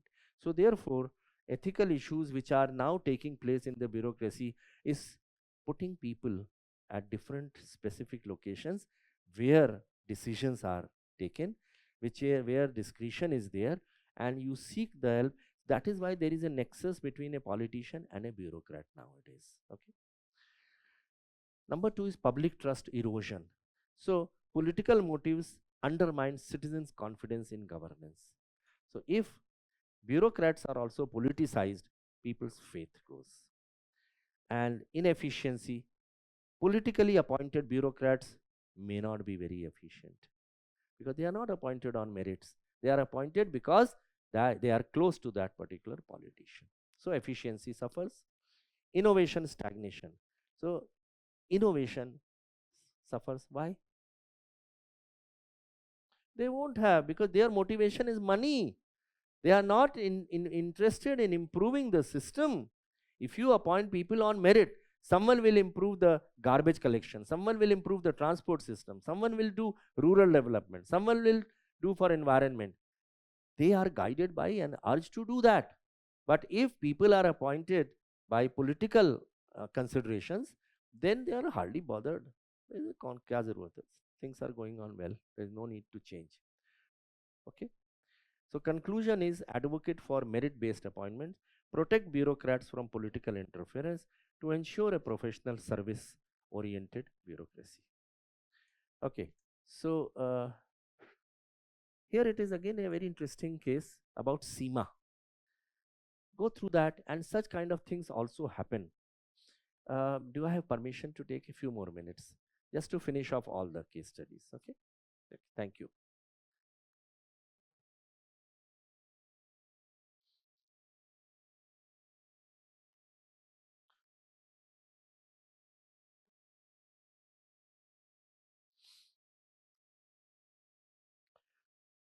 So you are Additional Director General of the Architecture Department. You have a Chief Architect working under you, and under the Chief Architect, a new girl joins. She is a brilliant girl who has graduated from United Kingdom. And there is a project which is going on. The Chief Architect is about to retire in 6 months' time. So he wants that the project should be completed while he is in office. Seema is a brilliant girl, and she makes some very useful suggestions to the Chief Architect. And she says that it will reduce the time also, and they will improve the project also. Chief Architect doesn't like it because he feels that the entire glare will now come. The people will, she will get the entire credit for that because she has made some very useful suggestions. So this has made Chief Architect insecure, and he is constantly worried that all the credit will go to the SEMA. So he adopts a passive and aggressive attitude towards her, and mental harassment at the workplace continuously, and she reprimands her, shouts at her at the top of her voice, even if she has made some valid suggestion. The result is that Seema is feeling very demotivated and very insecure. She has made good suggestions. She feels that something good can be done, but the Chief Architect doesn't like that. So the question is, you are aware. Who are you? Additional Director General of Central PWD. You are aware of her outstanding academic credentials and the career record. However, you fear that this harassment may result in compromising her needed contribution. She is brilliant, she can make a lot of contribution to the project, but she is not getting the necessary encouragement. Rather, on the other side, she is being harassed and intimidated and shouted at, reprimanded by her boss.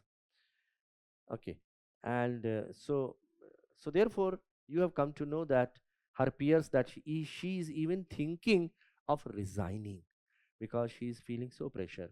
So the question is, yeah. So the question is, what are the ethical issues? What are the options available? What will be your response to Seema's predicament? What measures would you institute to prevent such occurrences in future? So that's a different question, like some other questions also. What would you like to recommend? So this is the case study.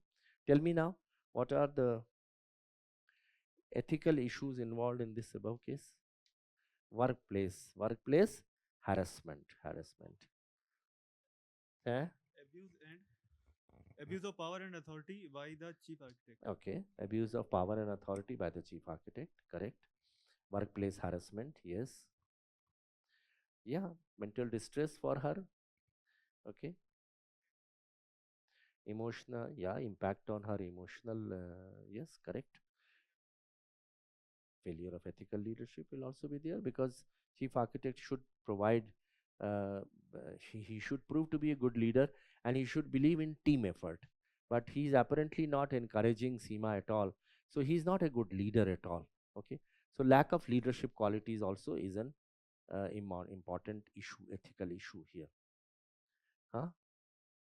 Inferiority complex, yes, correct, inferiority complex. Misuse of talent, yes. Compromising efficiency, yes, compromising efficiency, because he is not listening to the suggestion of Seema, so it is in a way compromising the efficiency of the organization. So yeah, okay, seniority versus meritocracy, correct. Okay, so briefly mention the facts of the case, highlight the ethical issues, bring out the options, and mention the response to Seema's situation, discuss the measure that should be taken to prevent such recurrences in future. So you have to write the answers on these lines. So ethical issues is workplace harassment, that is one. Toxic work culture. So the work culture has become very toxic, because there is infighting, there is, everyone is, he is trying to browbeat the Seema. So the inability to accept feedback fosters a culture where staff fear retaliation. He's not appreciating the good feedback which is being given, because one should always understand that one is not the repository of wisdom in this world. Everyone has got wisdom. Sometimes your subordinate may have a better idea than you, and in any case the credit is going to come to you only, because he or she is going to bring out something new, and you should feel happy about it, that this particular point you were not able to think yourself, and it has been brought to your notice by one of your subordinates. So toxic work culture, leadership deficiency, and emotional well-being. So the Seema is losing the confidence and increased stress due to aggressive behavior from her superior. So they are the ethical issues. Now options. Number one is support and inquiry. So ADG can provide support to Seema and initiate a formal inquiry if necessary. So initiate an inquiry, but he must extend a supporting hand. And mediation and conflict resolution. So organizing a meeting with both the parties to resolve the issues, because whenever there is a conflict, one should never try to sweep it under the carpet. One should immediately bring the parties together for mediation, so that you reach, ultimately the aim is to get the best out of the team, and that will be possible only when there is a congenial atmosphere. If the work culture is toxic, it is not possible to get the best results, isn't it? So ultimately the efficiency will suffer, the output will suffer. So preferred action, mediation and conflict resolution should be prioritized to address the issue directly and promptly. Responding to Seema's predicament. So how do you do that?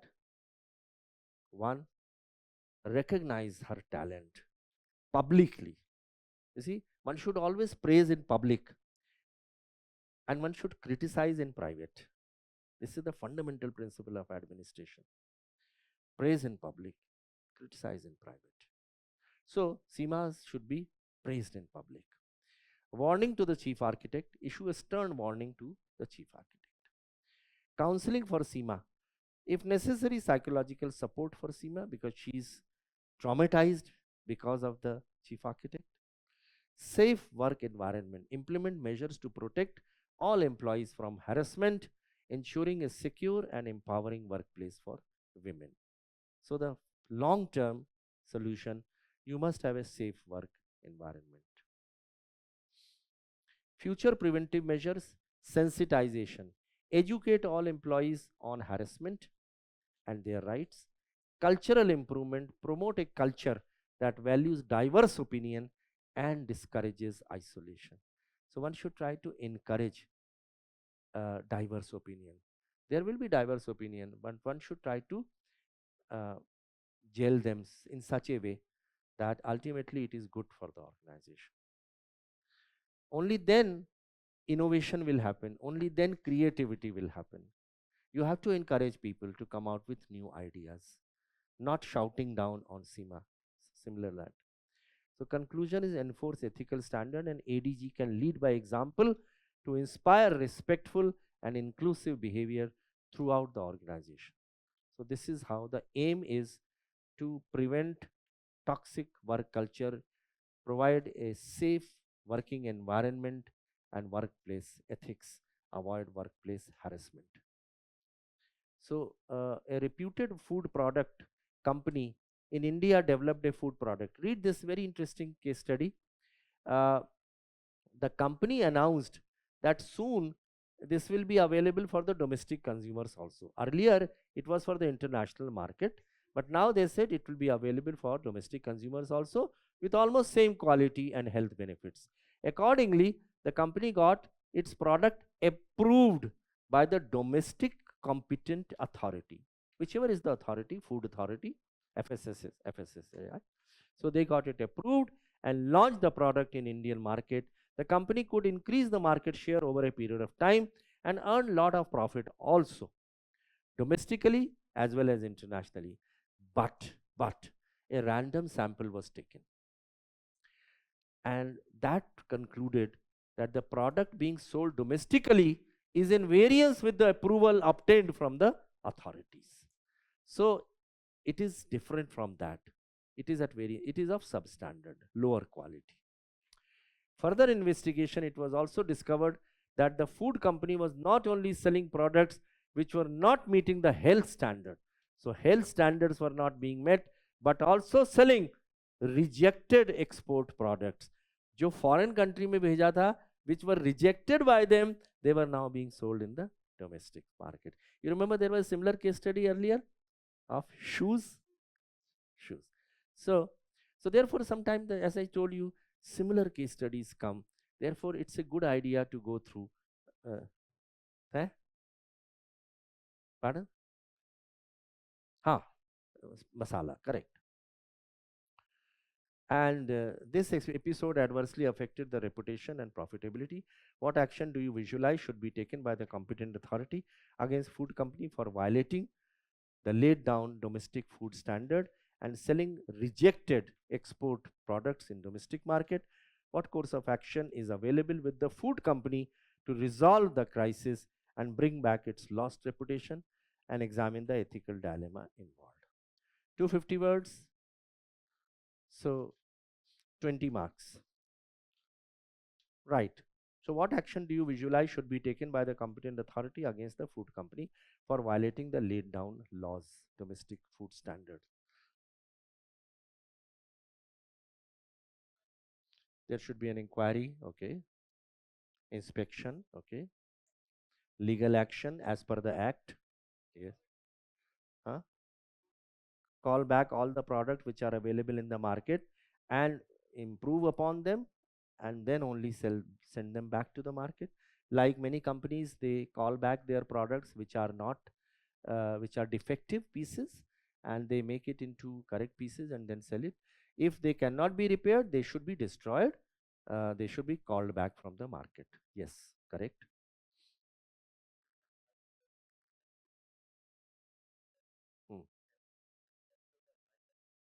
Okay, so give them time to comply with the requirements, and if they don't do it, then cancel the license. One more thing which can be taken is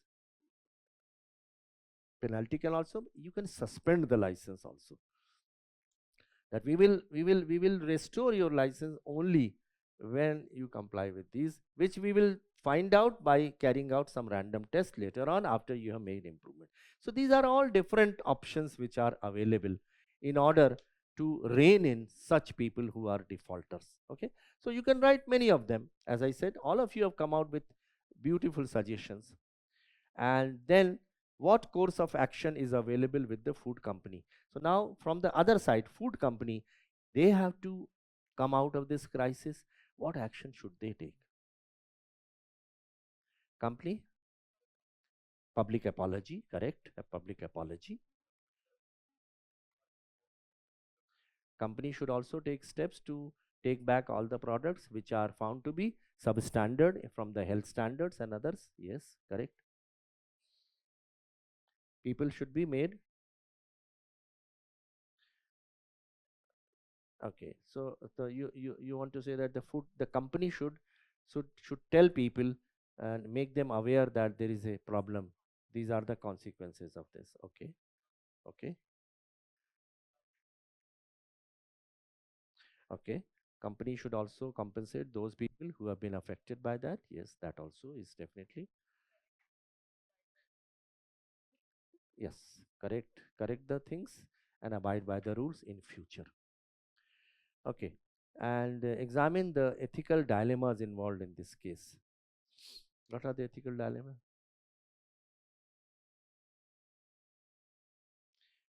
Yeah, so profitability will decrease. They may have to shell out compensation also, and public apology itself is something which is an ethical dilemma, whether they should ask for a public apology or not. It will be a dilemma to them, but it is a dilemma. It is an ethical.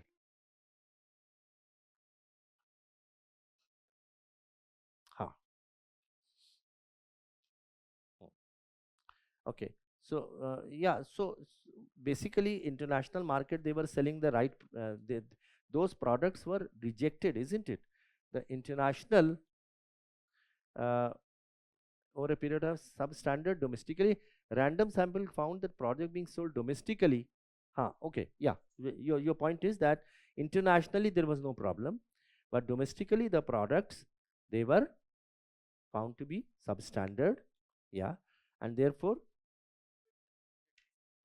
discrimination between the international, that you can take that. But sometime what happens is that, for example, the cloth also, something which is made for international, it has a different standard, and the local is a different standard.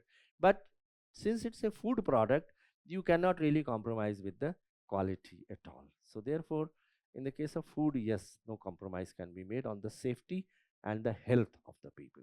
Okay, so briefly introduce the case with stakeholder, mention the action to be taken by the competent authority, write the course of action available with the food company, and do an examination of ethical dilemma. Conclude. So the introduction: a food company initially successful in both international and domestic market faces a crisis, after when it was found that it was selling substandard products and rejected export products also. So the products which were rejected for export, they were being sold in the domestic market. Stakeholder: food company, consumers, government authority, they are the stakeholders. Ethical issues: quality disparity, consumer health, corporate responsibility, business ethics, breach of trust. These are all ethical issues. Action by the competent authority: conduct further random sampling to confirm violation. So it should become more, the inspection should be carried out. Take legal action as per the act. So initiate action. In that, many things can be done. You can suspend the license, you can give them time to correct themselves, you can impose penalty on them, even prosecution can be launched. So investigate and penalize for selling rejected export products if against the law. And course of action for food company: admit mistakes publicly. So apology, which you were saying, admit mistakes publicly and accept penalties. Stop selling substandard and rejected material domestically. And then for publicity, improving your image, you may have a PR firm to engage a PR firm to rebuild public image, because the public image has gone down. More Volkswagen also, you remember the same thing happened.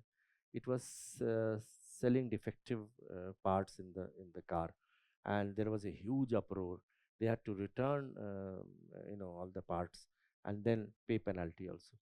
So ethical dilemma is striking a balance between stringent action and potential economic fallout, deciding between transparent admission of guilt versus PR manipulation. What is that?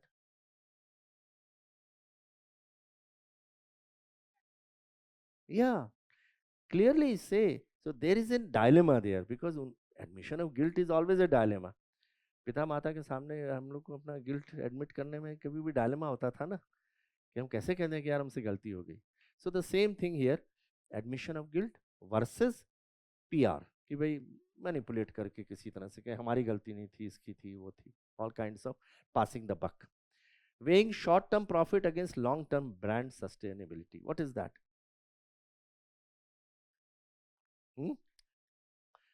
Yeah, long term values are more important than the short term profits. You may get lot of profits by selling substandard items, because you will make more profits, but it will erode your brand image. So long term sustainability is more important rather than short term gains.